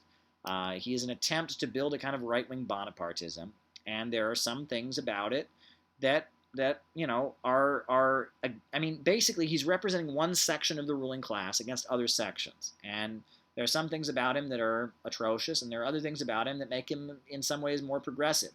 You have to be honest about the fact that it used to be the Democrats that campaigned on an anti-war platform and then waged wars. Well, Trump is the one who campaigned on an anti-war platform. When he said, look, we don't know who we're arming in Syria, and talked about, hinting that the USA was arming terrorists in Syria. When he said we're going to stop toppling regimes around the world. There were times when Trump was talking about foreign policy that I applauded. I mean, I'm from a small town in Ohio, and I remember when the Iraq War was breaking out, everyone in my town supported the war. Oh my God, the war was the best thing. And if you were against the war, you're a traitor. And that, we had to make candy for the troops in the morning. And it was a little over the top, the support for the war in my town. And I remember now, all these people that told me I was a traitor, that I was crazy for not supporting the war, that I must hate America. Now the Republican candidate during the debates said to Jeb Bush during the debates, he said to him, your brother lied us into a war, and he said that the Iraq War was a disaster. He said that a lot of people died for. I mean, this is the Republican. It'd be one thing for a Democrat to say that, but basically, what Michael Moore was saying about the Iraq War in 2002, 2003, 2004 is now said by the man who was elected president of the United States, right? Meanwhile, you'll notice that Hillary Clinton didn't talk that way about the Iraq War, and James Comey didn't talk about that way about the F war. The head of the FBI was fired. The head of the FBI is telling people to vote for the Democrats now. We're in a weird situation. We're in a very, very weird situation. If Trump were to be impeached, would that really benefit anybody? I mean, we get Mike Pence, and Mike Pence is much more of an establishment guy than Trump is. Meanwhile, the grounds for Trump, being impeached would be this Russiagate insanity. And if Trump were to be impeached, that would probably lead to an escalation of military threats. I think that, that Donald Trump being impeached could have implications for Syria that could be dangerous. I think Donald Trump being impeached could have implications globally that would be very, very bad. I'm not sure, this whole Stop Trump movement. I mean, when you see Michelle Obama, hugging George W. Bush and tweeting out, "This is what America used to be," oh boy, we're in a weird situation. Now, I'm sure somebody's going to take what I just said and say, Caleb's a Trump supporter. No, I'm not. I've been over and over and over all the things that I don't approve of about Donald Trump. But somebody's going to take that. And that's the thing. You're expected to march in lockstep behind this Hillary Clinton, drive out Donald Trump because he's not enough of a warmonger and he, promotes conspiracy theories movement.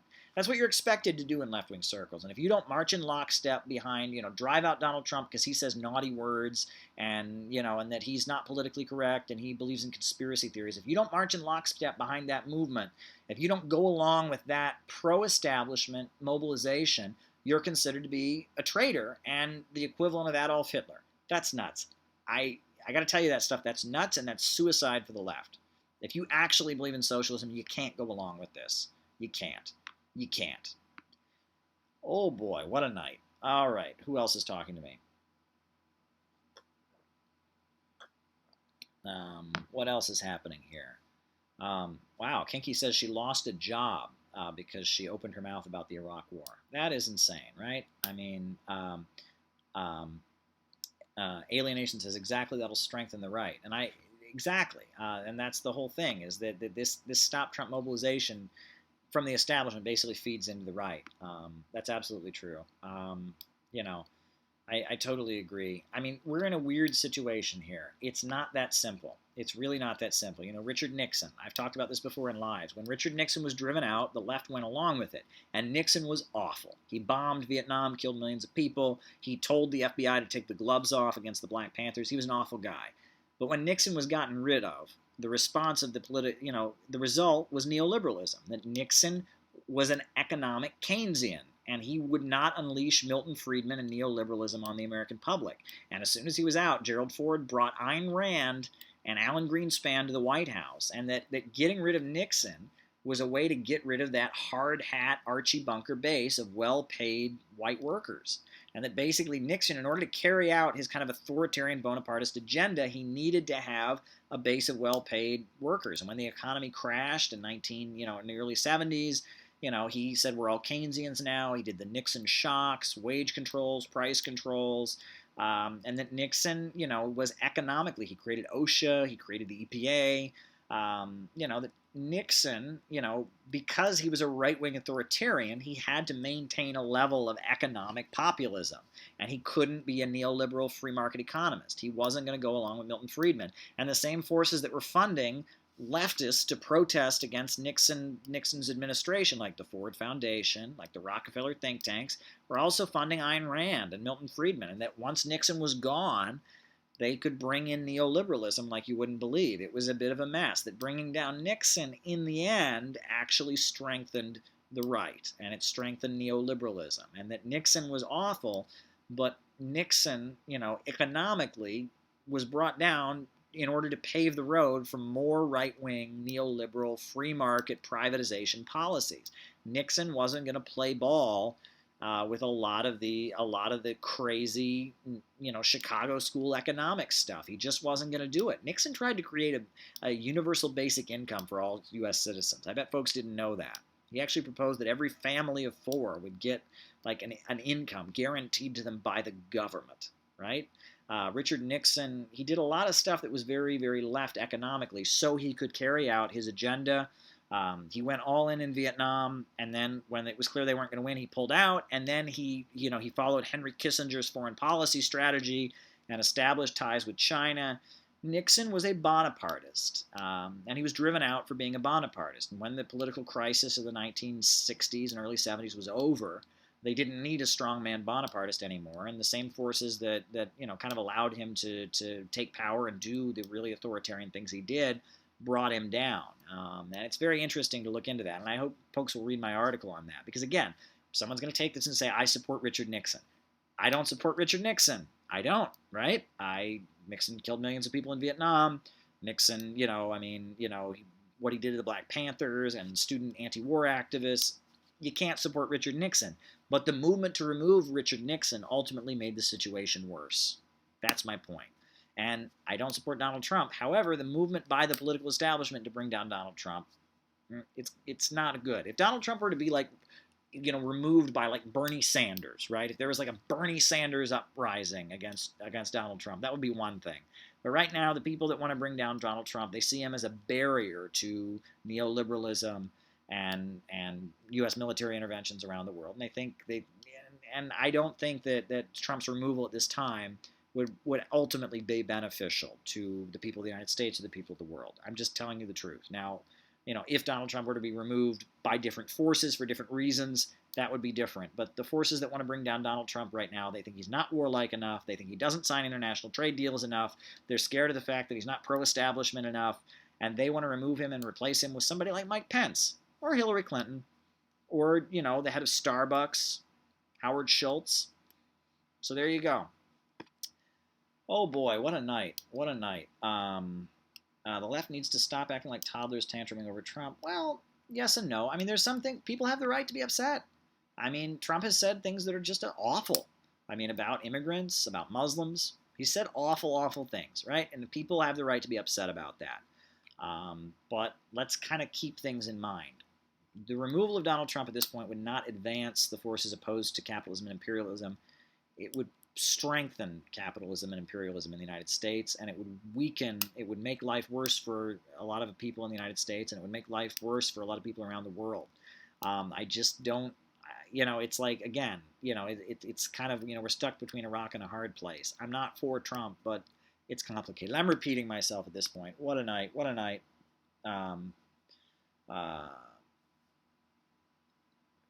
Oh boy, what a night. We shouldn't just wait. We need to be active in building support from people right now.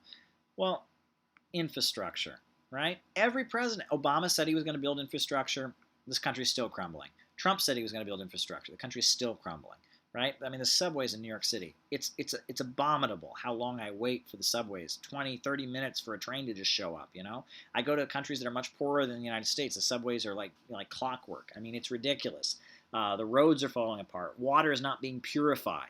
I mean, it's just ridiculous. The country is falling apart.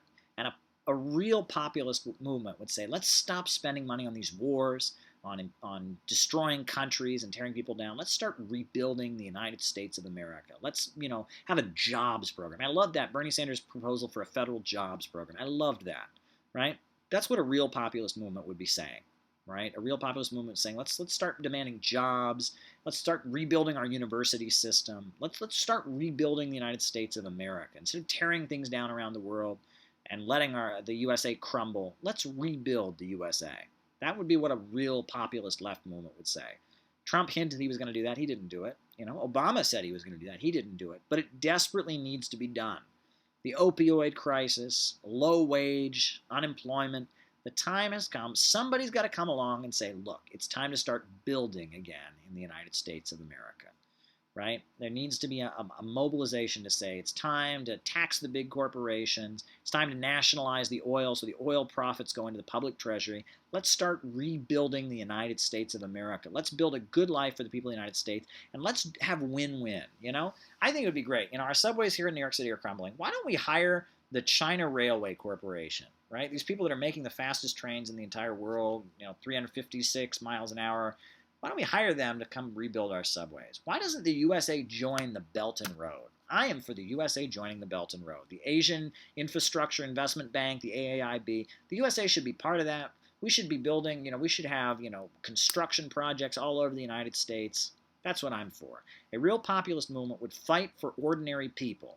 We need a government that fights for working families. We need a government of action. Right? We need to stop judging politicians by what they say, what they tweet. We need a government that actually takes action to benefit working people. That's what we need. We need a government that will mobilize the population to swing into action to start making things better. Right? That's what we desperately need. We need a government that will get along with people outside the country and stop getting us all into wars, and then start mobilizing the population to just rebuild the United States of America. Push Wall Street out of the way, start rebuilding this country, make a better life for the people, organize the economy to serve public good and not profits. That's what I'm for. You can call it whatever you want. You can call it whatever you want. That's what I'm for, right? A government, that encourages, that builds people up. A government that doesn't tear people down. Not more prisons, not more war, not more torture, not more repression, not dividing people, not demonizing people, not racism, not bigotry. A government that brings people together, puts them to work to start building a better country. That's what I'm for. You want to know what Caleb Maupin is for? That's what I'm for. That's what I'm for, folks. I think that's what socialism could bring. Socialism with American characteristics. Rebuild the United States of America. Win-win cooperation with the rest of the world. Take control of our oil and our natural resources. Take control of our major industries, plan out the economy, start investing in technology, 5-year economic plans of development, mobilizing the population, new high-speed railway, right? Educating people, free college, free health care, right? That's an economy designed to serve the people of this country, not to serve Wall Street billionaires and financial elites that have no problem gutting the country while it's getting worse and worse. That's what I'm for. You want to know what I'm for? That's what I'm for. You can call it whatever you want, right? What a night, folks. And on that note, I'm out.